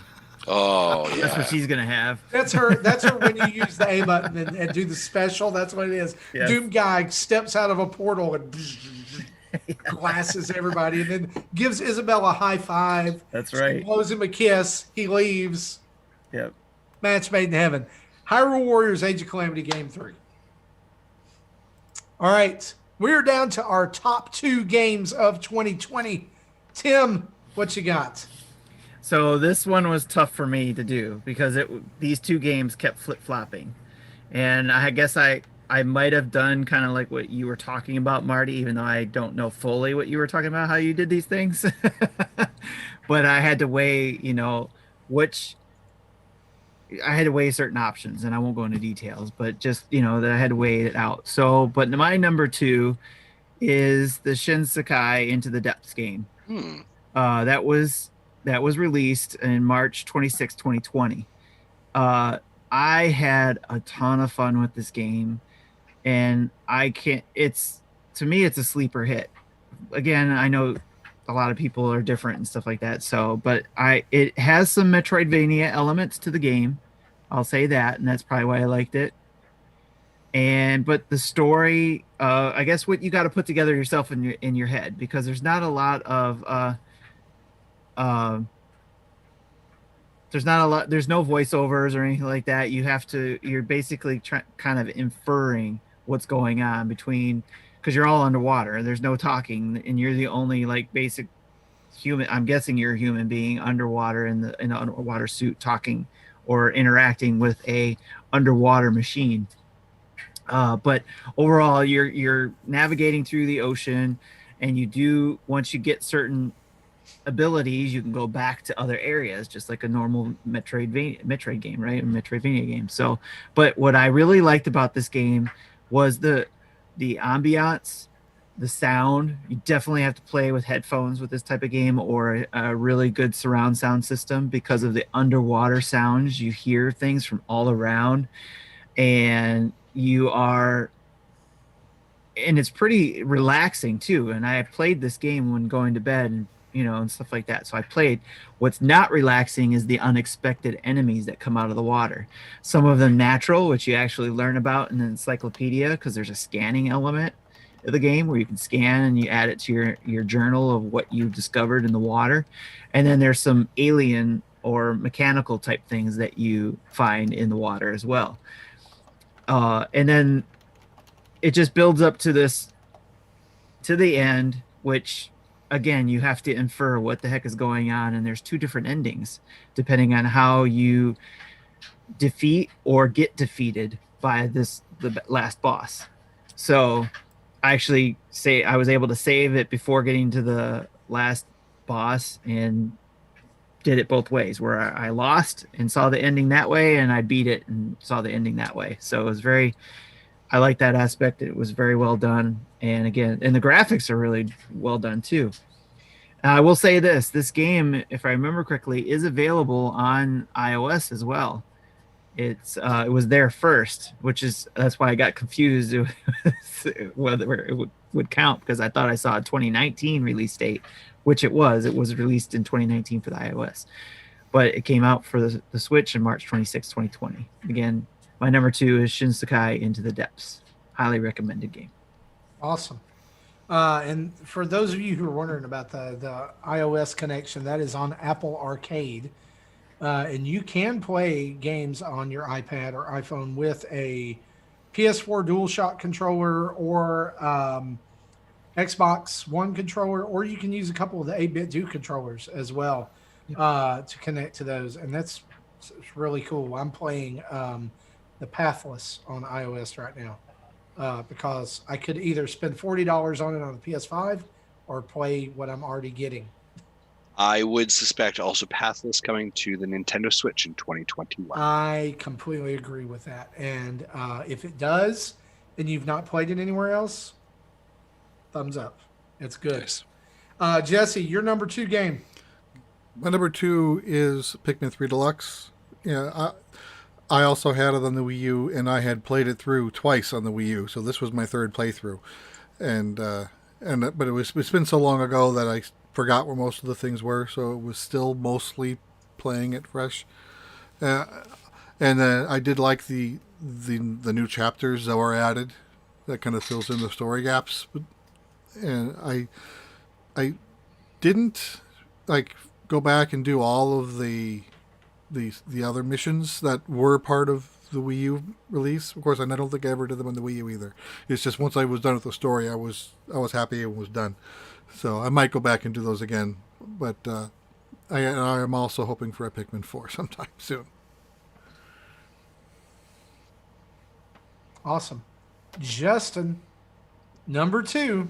My number 2 game of 2020 is Ori and the Blind Forest. Now, you might say to me, but Justin, that came out in 2019. And I would say to you, yes. Second, I'd say I didn't even play it until 2020. So yeah, amazing. And then when Ori and the Will of the Wisp came out, I was like, let's go. That was Ori for me was just like the story, the music, the gameplay. I had heard about Ori beforehand, and then when it came out, I was like, I'll give it a shot because everyone talks about it. It absolutely rocked my world. Like I remember this is how definitive it is in my mind. I was heading down traveling to Bermuda for work, had it on handheld. I'm like, I'll play it on the plane. And I remember like leaving the airport, and then I remember just arriving. And like by the end of it, my hands were like all crunched up like this. Like it hurt. My hands literally were like just hurting so much when we landed, but I just kept playing. I could not stop playing. It was such a fantastic and amazing game, and it has the Metroidvania aspects that I love. Everything about it, it just screams how much I love that game. And then when I heard that Will of the Wisps was out, and I was like, yes, because it was launching very shortly after Blind Forest for me. And then they were like, yeah, but it won't come to the Switch. I was so heartbroken. And then like, I wish we had recorded on that day when it was announced for Will of the Wisp and it was live, because it was a Justin clapping. It was like, yeah, let's go. Like almost a Rogers bass outrageousness reaction, but really genuine. You needed your own pillow, Sama. Yeah, like it was incredible. So for me, Ori was amazing. Awesome. For me, the number 2 game of 2020 was Animal Crossing New Horizons. I love this game. And it hit at the beginning of the pandemic for me, and it became the home away from home, the island where no COVID was there and all things were good. And in those early days when we were all learning together and building together and moving in together and experiencing things fresh and new, it was such a wonder to watch people come up with stuff and figure things out. I really wish that we still had the same community around that game months later. You know, I feel like I don't want to say the shine's worn off, but definitely the steam is not there. The steam's not in the engine like it was, but it's still a fantastic game. And I don't think it's here because of 2020. I think I would have enjoyed this game anyway because I do enjoy the Animal Crossing series, but I don't know that it would have placed as high. Again, my 2020 games are about what brought me joy in 2020. And this was something that I could play with my family, that we could talk about, that we could gather around and enjoy and work together. You know, my wife and I, our copy, like we live on the same island. My kids have their own copy that they kind of share back and forth. And so it was real neat to see all that kind of evolve and come out of that. I don't think it's a perfect Animal Crossing game. I still think there's lots that it could do better, but it's my number 2 game of the year. Drum roll, folks. Here we go. Number 1 game of 2020. Tim, here we go. So all of those things you mentioned about Animal Crossing is the reason why Animal Crossing New Horizons is my number 1 for 2020, because that was the weight basically that we were talking about, why it kept bobbling between 1 and 2, because the weight of Animal Crossing in 2020 for me and my family was so huge, and we still play it to this day, obviously, but not as much as we did throughout the year. But one of the things you mentioned was you would have held it a high regard in 2020 in the same, without COVID, with or without COVID, I'd say, right? So I think that I would have too, but I would not have had as much family involvement, maybe not even had the kids have their own copy, if it wasn't for us being locked down and wanting to play a game together. Yeah. So again, this is why Animal Crossing New Horizons is number 1 on my list. Yes, there's flaws. I hope it's things that they fix throughout the years, or they learn from it, and then the next Animal Crossing has those things fixed. What do you call it? The life fixes or whatever. Quality of life fixes. There yes. you go. So those things that I hope would either get fixed now in a DLC of some sort, or in another version of Animal Crossing. But again, great family game. We built it together, and family being my own personal family and our own Nintendo Dad's family. Like you said, Marty, is just watching everybody getting involved, helping each other out, even to this day. Even if people are out of Animal Crossing or done with it and not playing as much, they're ready to jump in and help that new person out, whoever comes in, and say, hey, you need this, we got you. And anytime I posted, hey, I'm trying to find this, I get people everywhere just like, hey, I got this for you, and they just mail it to you. They don't want anything back, so it's just, the community is great in it. The family has a lot of fun with it, and I'm sure I'll be jumping back in it again once the next highlighted thing comes out again. And one last thing I'll say too, one of my games that I'm most nostalgia for is my SimCity game for Super Nintendo. I spent hours and hours in that game when I was younger, building and having a lot of fun building the city, recreating things, tearing it down, recreating, or getting it destroyed by a disaster, right? So but I got the same feelings with Animal Crossing, the same nostalgia. Maybe that's why it's number 1 for me as well, is because it maybe not as big as SimCity, as big as that feels, but it's still the same thing where I'm building for a community. I'm getting the 5-star ratings. I'm tearing things down and rebuilding things. Maybe not to the same extent as other people, but I'm having fun with it. And that's why Animal Crossing is my number 1. All right. Very well said. Jesse, what about you? Your number 1 game of 2021. My number 1 game is Paper Mario: The Origami King. Wow. Okay. Yeah, when I played it, I knew this is the top of my list. Let's see if anyone can take it down, and no one did. So they're at the top. I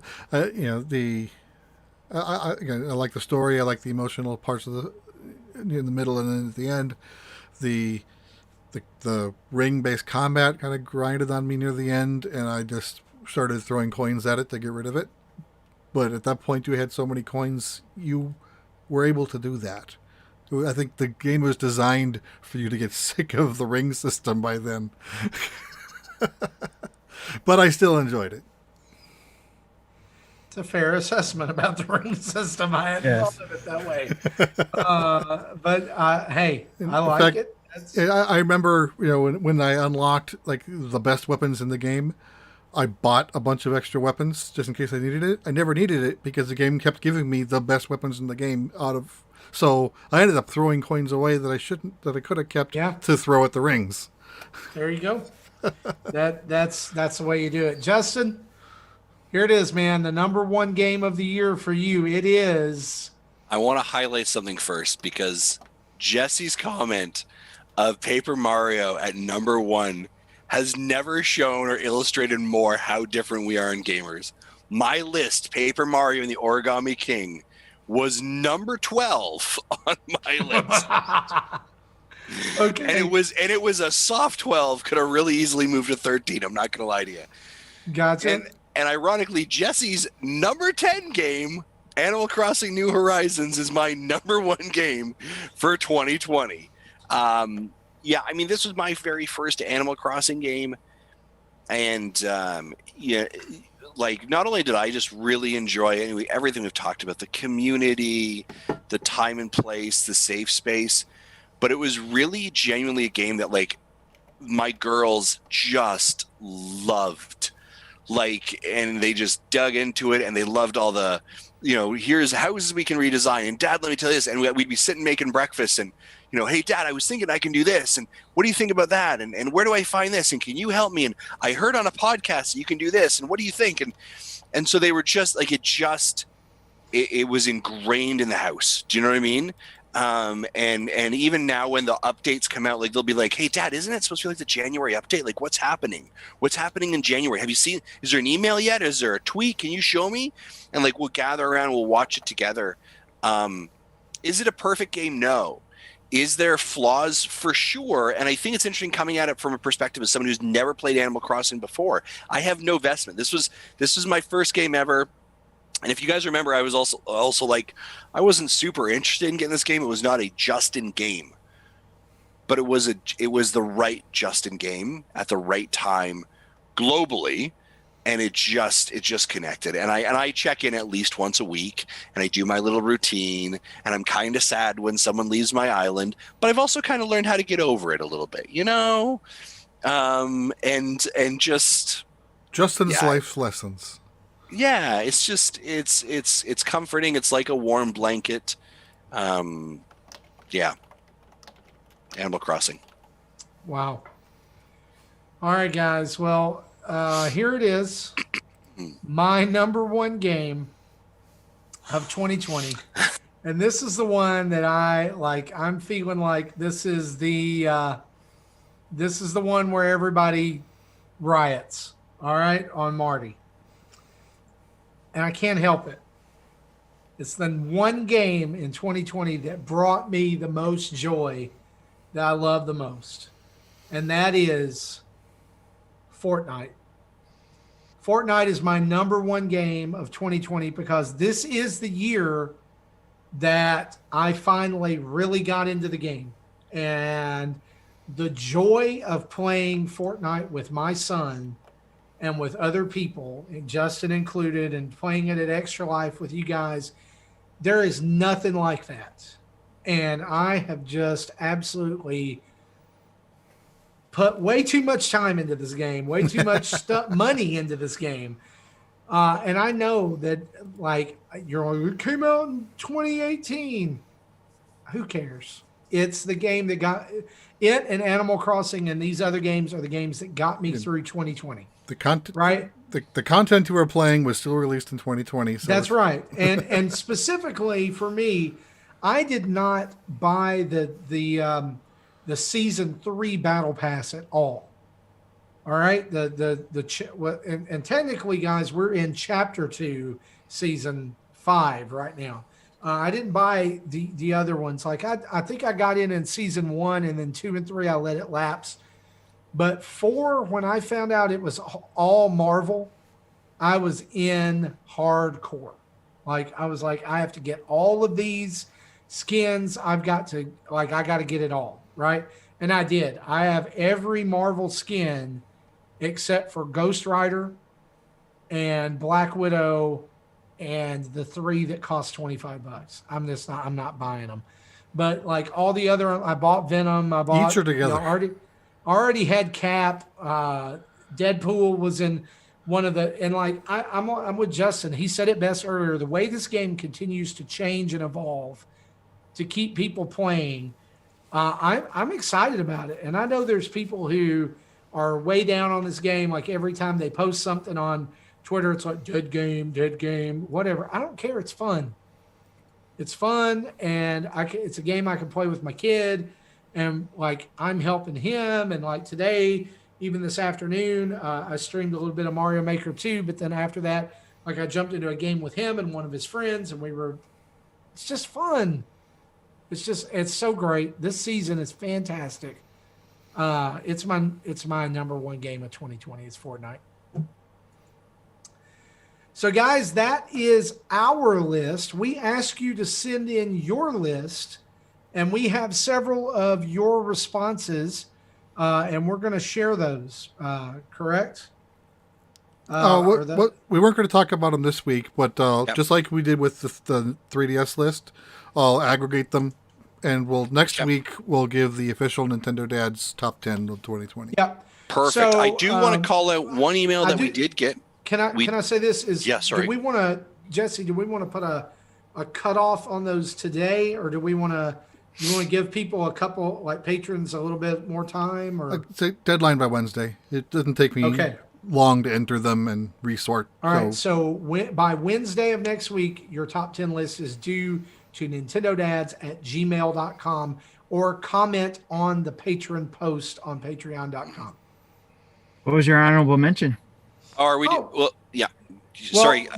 Can we circle to your email thing, and then we'll come back to honorable mentions? Yeah, there's one email that we did get that's not going to end up in Jesse's list. Are you talking about Yakko Warner's list? Yeah, Yakko Warner. I do want to call us out because this is really, I love it when people send us good emails because it's pretty good. Yakko Warner's top 10 list of games of the year 2020. Number 10, voice chat on Switch. Number 9, Among Us on Steam.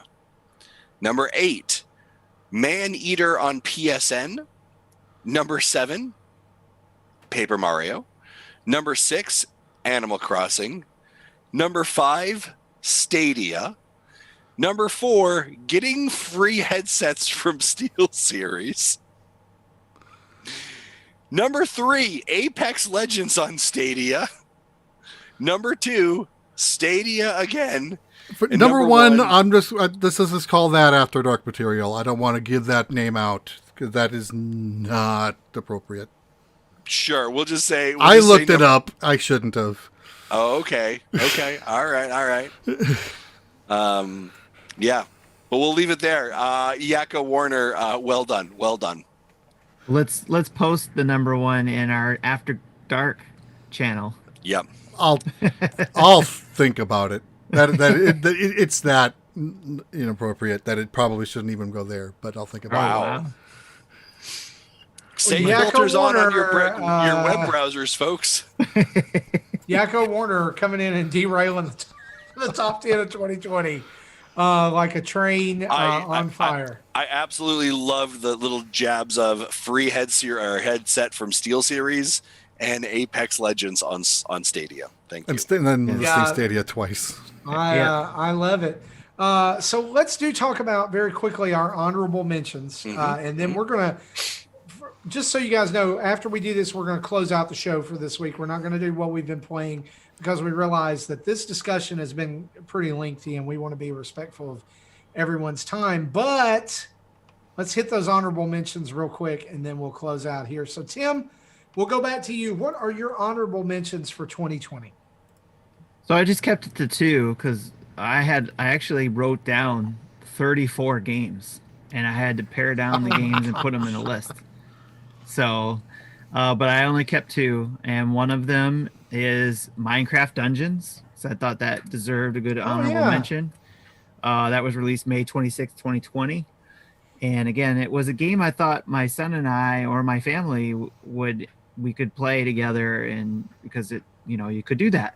But nope, we played a couple times and that was it. But I had to give it an honorable mention because I had a lot of fun with it, and I hope to still be able to play some more in it.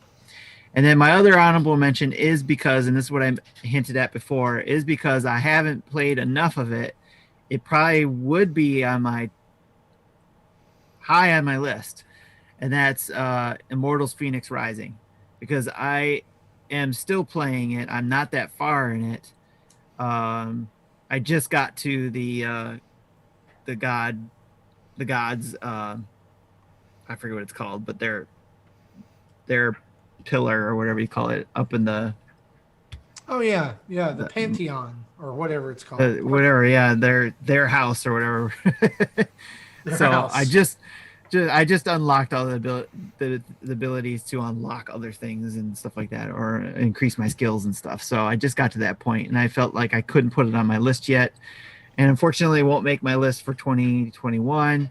But I had to put it as an honorable mention because I am having a blast with that game, and I highly recommend it too. So because it is, especially if you like hack and slash games, along with that Breath of the Wild feel.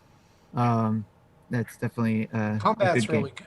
good in that game. Yeah, it's real, feels real good.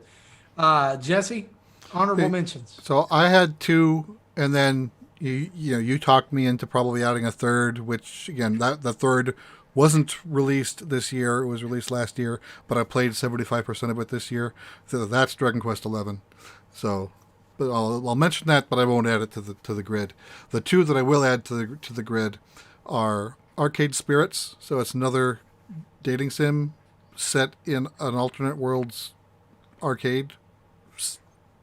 Like again, your arcade versus a rival arcade, and I like the story, and that one I did play through I think 3 times with a different main to seed at the different paths, and it did do different things with the end game each time.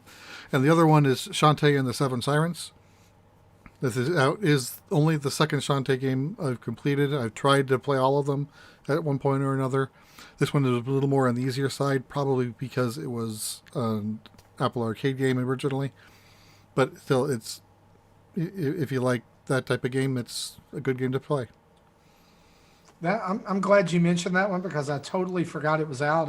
I need to pick that one up and get it and play it. I'm looking forward to the Game Boy Color re-release of the original game by Limited Run Games. I ordered that. That should be coming in, I think, next month, maybe? Awesome. I don't know. Hope so. Justin, your honorable mention games. My honorable, I have 3, and I'll be very quick. It was very funny. I was talking to Jody, my wife, about this episode. I said, we're doing Game of the Year. And she said, then you need to mention the following game. And I was like, I don't have it anywhere in my top 10, but honorable mentions it will go. And that game is Out of Space. And this is that, I talked about it before the holiday break. It's kind of that like overcooked space cleaning game. That game has been on constant playing here for the last month in our house.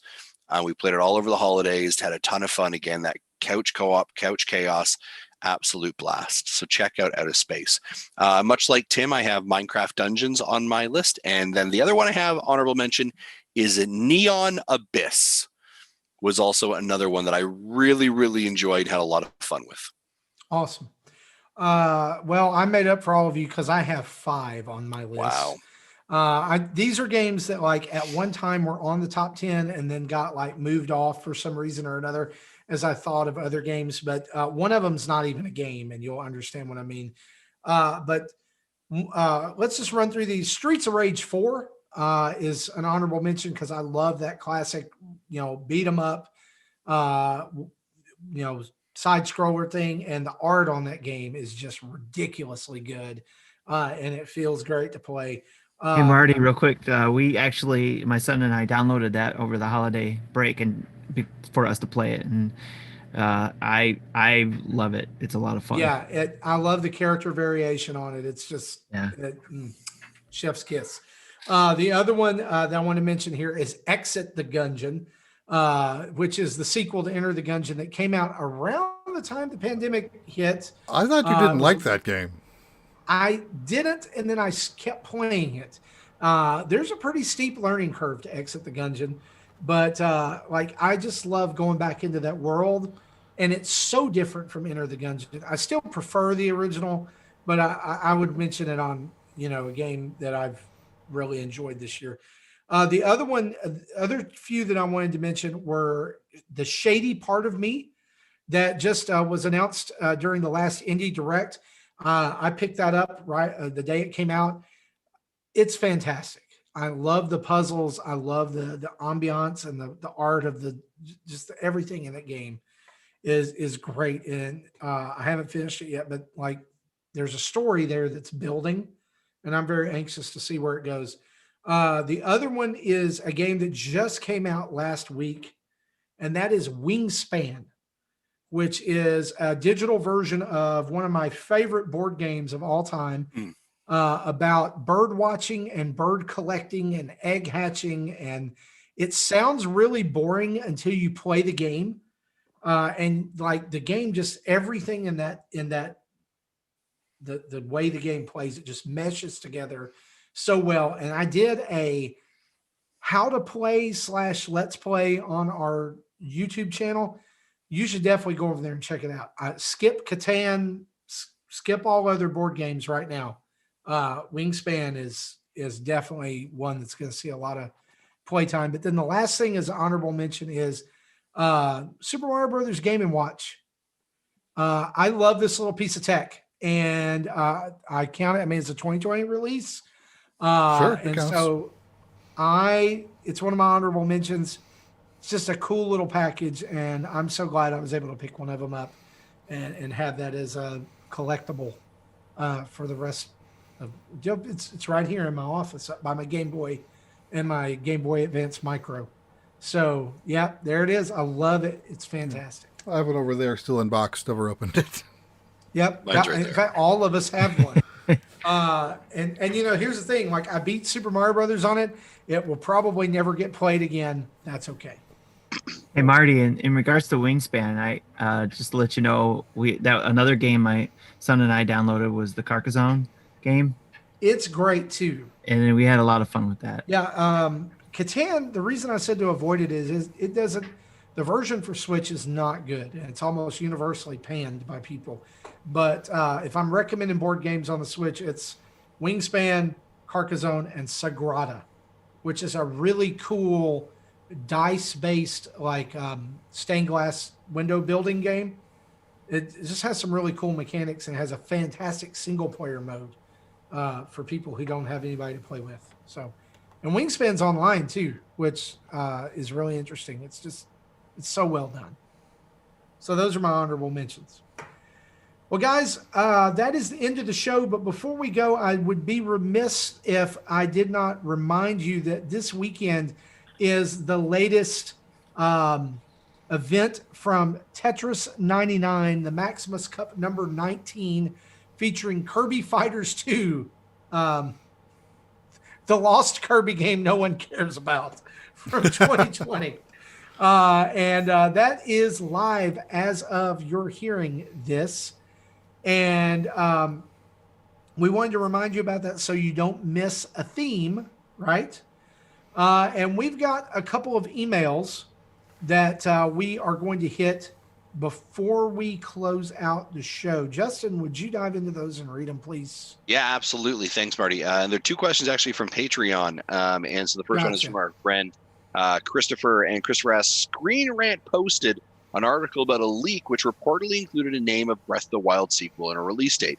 They removed it fairly quickly. Thoughts? And also the leak was posted by Twitter user Gothnal, and it had the name of Legend of Zelda as Echoes of the Past. The post on Twitter also indicated the beginning of Splatoon 3 and Mario Odyssey 2 in 2021. So I guess it's talks about that leak. First I think here's my high level on that, Chris. I think the leak is pretty bogus. Yeah, I think they overplayed their hand. Yeah, for sure. Like they way over. Also, like every game was being released on April 23rd. Every game. That seemed a little bit high. Yeah. I do think that the question really here that you're leaning into is a couple of things. Do we think we're actually going to get a Breath of the Wild 2 in 2021? Do we think that the title could be Echoes of the Past? And what is the probability of Splatoon 3 and Mario Odyssey 2 hitting in 2021? So maybe I'll tackle each of those really quickly, and guys, you guys can kind of chime in where you see it as well. Do I think we can get Breath of the Wild in 2021? Yes, I do think it's possible. I think if it's going to be somewhere, I think it might be that, I've said before, it'd be a banger if it was that April game or March game with, on the anniversary date. But I think COVID may have pushed it, so I think it may be in November. I'd love to see it. Echoes of the Past, from the trailer that we've seen, Echoes of the Past could be part of it, right? We've seen Ganon come back again, so I think that sounds like it could be like it doesn't seem out of reach possibly. So I don't have my stock in that. Splatoon 3 and Mario Odyssey 2. It has been 4 years since we would have had those entries into the system. Development cycle time, that sounds it could happen. I don't think it's outside the realm of possibility. I just don't know if like are we okay to see a sequel, like a Splatoon sequel already on the same console? I don't know. And guys, what do you guys think of all this? For the Breath of the Wild thing, I think that I probably believe Mario Odyssey 2 and Splatoon 3 more than Breath of the Wild, simply because of how little we've been shown of Breath of the Wild 2. Like for it to surprise launch in March or April of this year, I don't see it. I personally think that like a lot of the smoke around Breath of the Wild 2 coming out, whatever that we saw middle of last year was really about Age of Calamity, and people just had their sources mixed up. But Odyssey 2, I probably would put in the. I think we will see some kind of new Mario game in 2021. Splatoon 3 depends on if there's going to be a new Mario Kart next year or not. Because I think Nintendo may have learned its lesson a little bit in releasing Splatoon 2 and ARMS so close together that maybe we won't see them do something like that so soon. Content is over for Splatoon 2, so it wouldn't surprise me to see 3. But I don't know that we're ready for it yet. Yeah, My answer is coming next week. Predictions next week. Eh?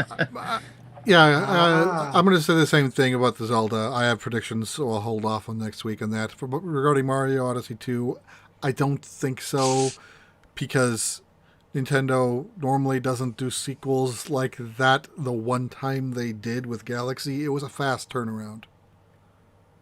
So if they would have done it, they would have done it. Okay. Interesting.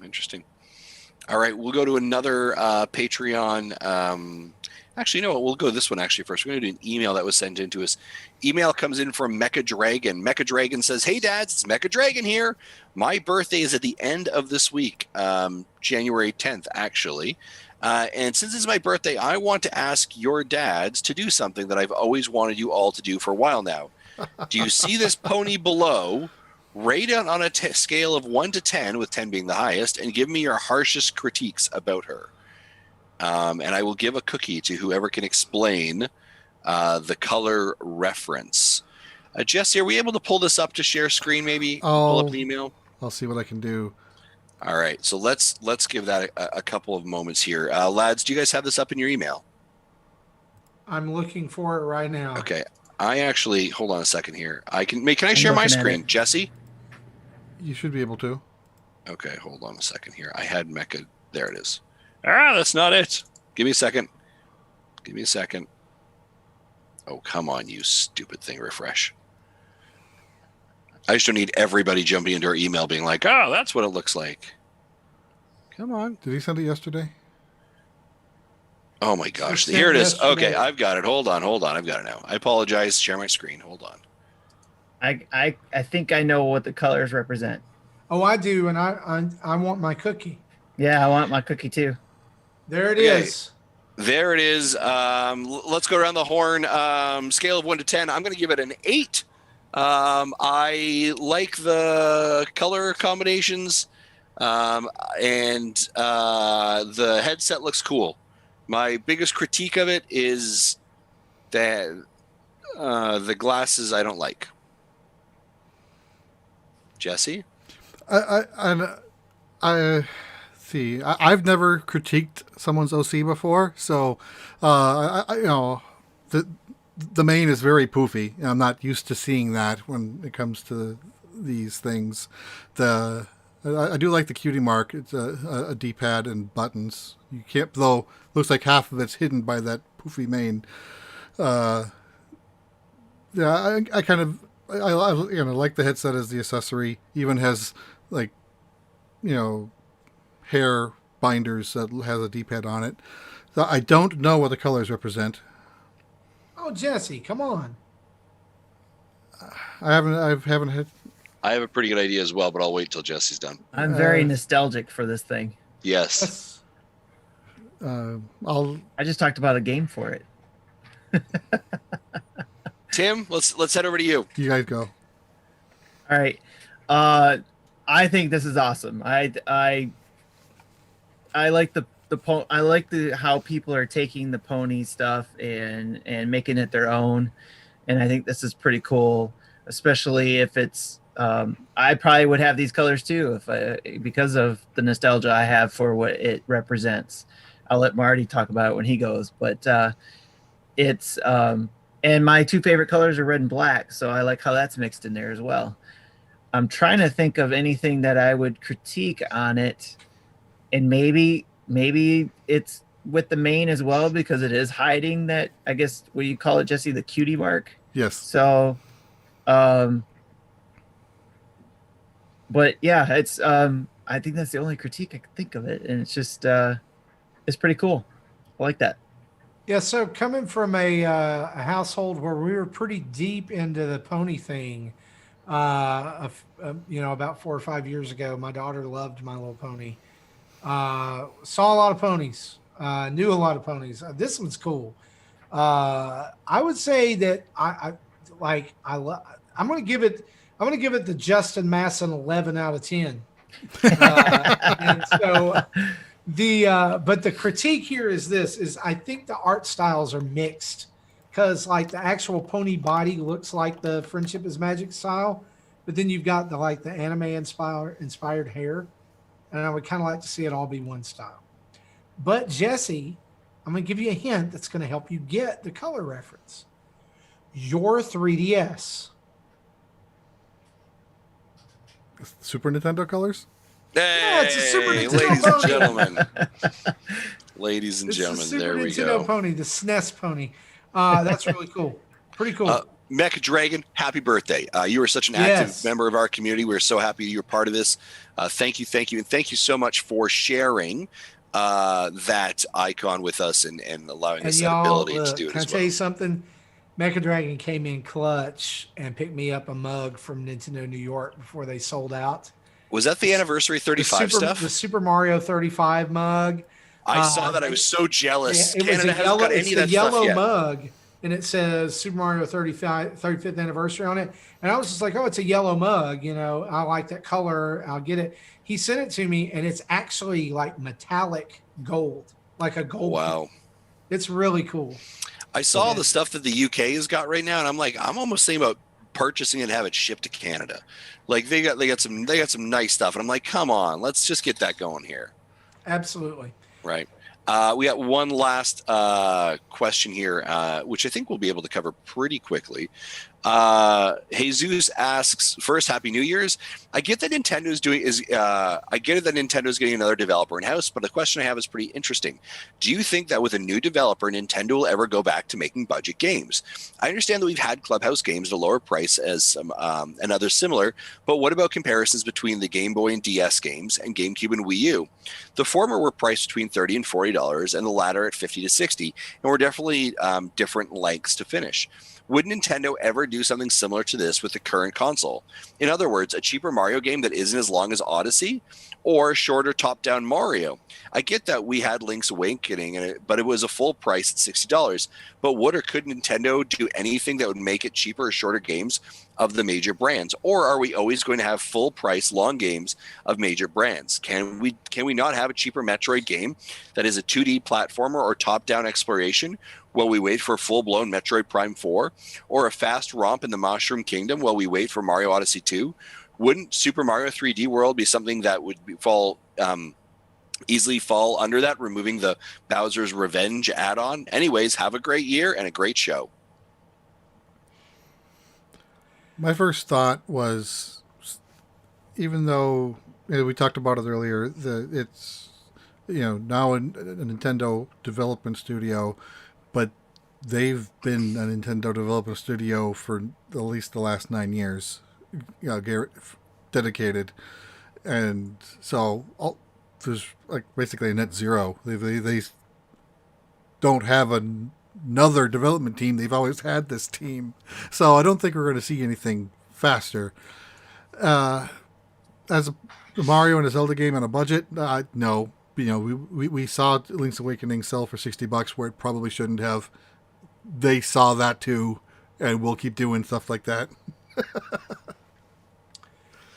As far as purchasing non-Mario and Zelda, I would like to say yes, hope so, but again, it depends on what they can squeeze out of the development teams. Yeah. I think as far as buying Next Level, I don't think that is for budget games per se, but I tell you what, a thought that I had when I read this question that I thought would make for great budget titles. And it's this: remake Game Boy games for Switch. Super Mario Land, Super Mario Land 2. Obviously, Link's Awakening was a pretty good success for Nintendo, but they could remake some of those old first-party games. And I think, once they get an engine, especially for like Mario Land, they could crank Mario Land 2 out pretty well for that, and then dive into some of those Wario games, because we've not seen a Wario game on the Switch yet.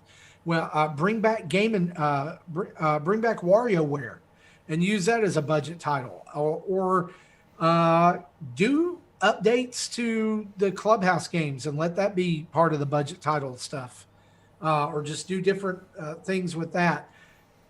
I think that as we move into next gen, like you've got PS5 and Xbox Series X games that are going to be $70 at retail, like day one. Nintendo's sitting in a pretty sweet spot where they're able right now to offer their games for $49 or $59. And then like at my local Walmart, they're $10 off, as well as I think almost all Walmarts across the United States. I know that's not for everybody. No, it is mine.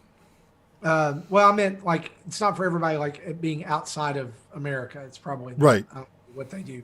But I think that I don't want to say $49 is the new budget title price, because I hate that idea. But at some point, I think Cyberpunk 2077 proves that there's got to be money behind development, right? And if the money doesn't follow the development, then we get games like Cyberpunk 2077.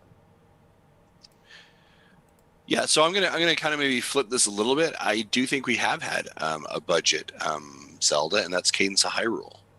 And I think that they have dabbled with some of those ideas. And I think those are some of those fillers. We don't see a lot of them right now. We don't see a ton of them. I would love for it. I think these are great opportunities to kind of have microed, short bursts, short form content that kind of helps fill those gaps, or it's almost kind of, in some ways it's kind of like the idea of like the Mandalorian versus a Star Wars movie. Do you know what I mean? Filling some of those stories and those gaps. I would love that idea. I think it's an awesome idea. It won't be done, and it won't be done because of money. And that's the simple premise around it, because they know that they can sell a game for high price. They can sell it for $60 or $80 or whatever it is, and it will move. And that's the unfortunate reality of it. Tim? Yeah, you guys pretty much said everything I would say. The only thing I would add to it is I think there's still some other games on the horizon that could fill those things. Like, we haven't seen a Mario versus Donkey Kong type thing yet, if there is even one type of game like that going to come out, where those type of games usually were those budget games, right? You could go and download them or whatever. Mm-hmm. So, and like you said, indie developers could come in and do something as well, and that's on the cheaper end of the scale. So, and while indies may not have rights to use Nintendo IP like Cadence of Hyrule did, still that the indie games fill that gap in general anyway. Yeah. So Nintendo really doesn't have to. Yeah. Yeah, absolutely. Guys, as always, thank you for sending in your questions, your comments, your emails. We will read them and get to them as much as we can on each show, as long as we don't talk for 2.5 hours at a time, right? Before we do the closer, can I do plug a few things? Sure. Okay. Ooh. Okay, so first, since I didn't get a chance to talk about Dicey Dungeons, if you want to hear about it, listen to Dads After Dark. That came out earlier this week. Basically, if you like Slay the Spire, you'll like this game. Most likely. I put out a video last week or earlier this week on unboxing of Atari VCS. It's a combination of an unboxing, setup and configuration, and then a little bit of a let's play at the end. It's about 50 minutes long. If you're interested in it, have it a look. I've had multiple people tell me this is actually getting me curious and wanting it. And quick bottom line, if just as a console, probably not that great, but as a cheap, mediocre mini PC, it's probably pretty good. I haven't tried it that way, but I've seen other channels install Windows and put emulators on it, and it runs emulators up to PS2 pretty well. Cool. And then great. Also talking about YouTube, we are currently 44 subscribers away from 5,000. 44 subs away from 5,000. Let's do it. Marty, Yes. before we leave, I think there's one more thing. What? So, ladies and gentlemen, this Oh, has been yeah, there is teased a one little more bit thing. with more thing. Marty, now he's like, "What's going on?" It took me a minute. I'm sorry. I know, Marty. Do you wanna chat this out? Yeah. So, guys, we are extremely happy and extremely proud to announce that we are adding a brand new podcast to the Nintendo Dads family of podcasts. As of today, we are welcoming Retro Logic to the Nintendo Dads family of podcasts. Dan and John over at Retro Logic have been great fans of the show, great friends of ours, and they are doing fantastic work over there talking about all things retro. And we had spent the last, I guess, month or so having some conversations with ourselves and with Dan about what it would mean for them to join up with us.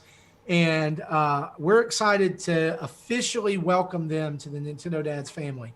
What does that mean for Retro Logic? Is anything going to change? Are we going to make them only talk about Nintendo and they're not going to be able to talk about Sega or Sony or Microsoft anymore? No. Here's the thing. Nothing about Retro Logic is going to change. And nothing about Nintendo Dads is going to change, except for Retro Logic will be your official home for all things retro related to Nintendo.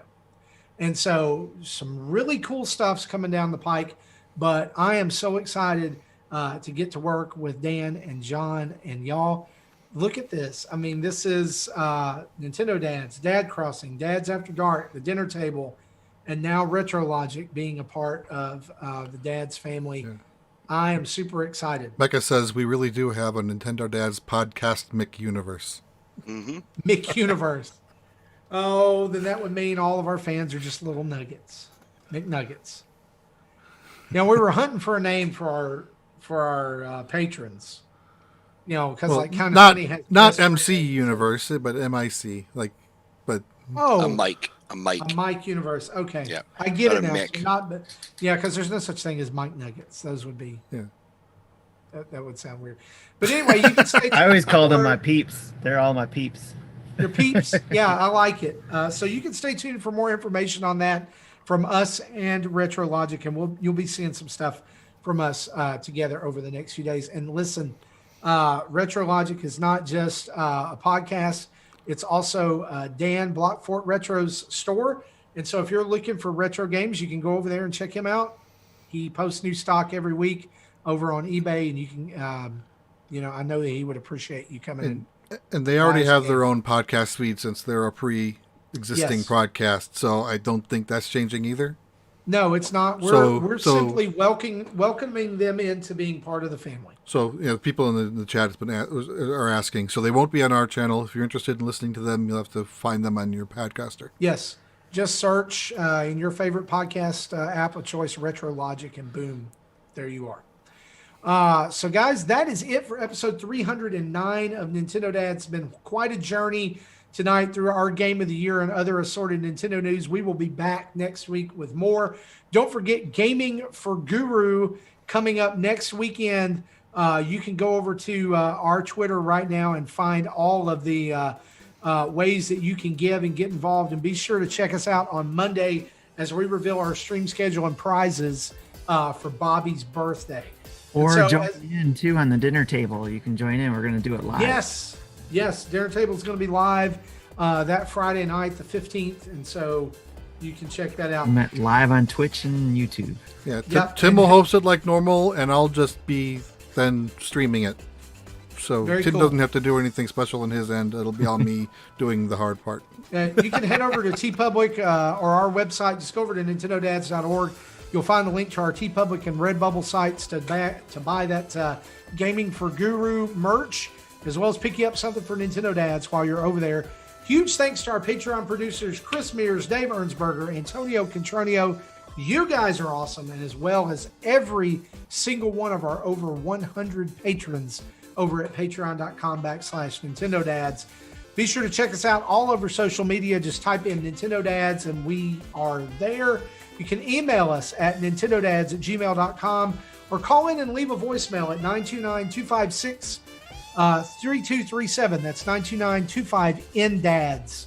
Big thanks to OC Remix for the music you've heard throughout the show. And remember, sharing is caring. Go share us with some friends. Rate us on your favorite podcast app of choice. And written reviews are always the best. They help people find us. For me, for Justin, for Tim, for Jesse, this has been episode 309. We'll see you next time. Bye-bye. Bye-bye. 44. Just 44. 44. Go sub. Hit the bell. Ring. Subscribe. 44. 44. 44. 44. 44. Smash that like button. Ring the bell. Subscribe. Do the thing. Buy the stuff. Do it. Do it. Thank you for listening to Nintendo Dads. Maple syrup.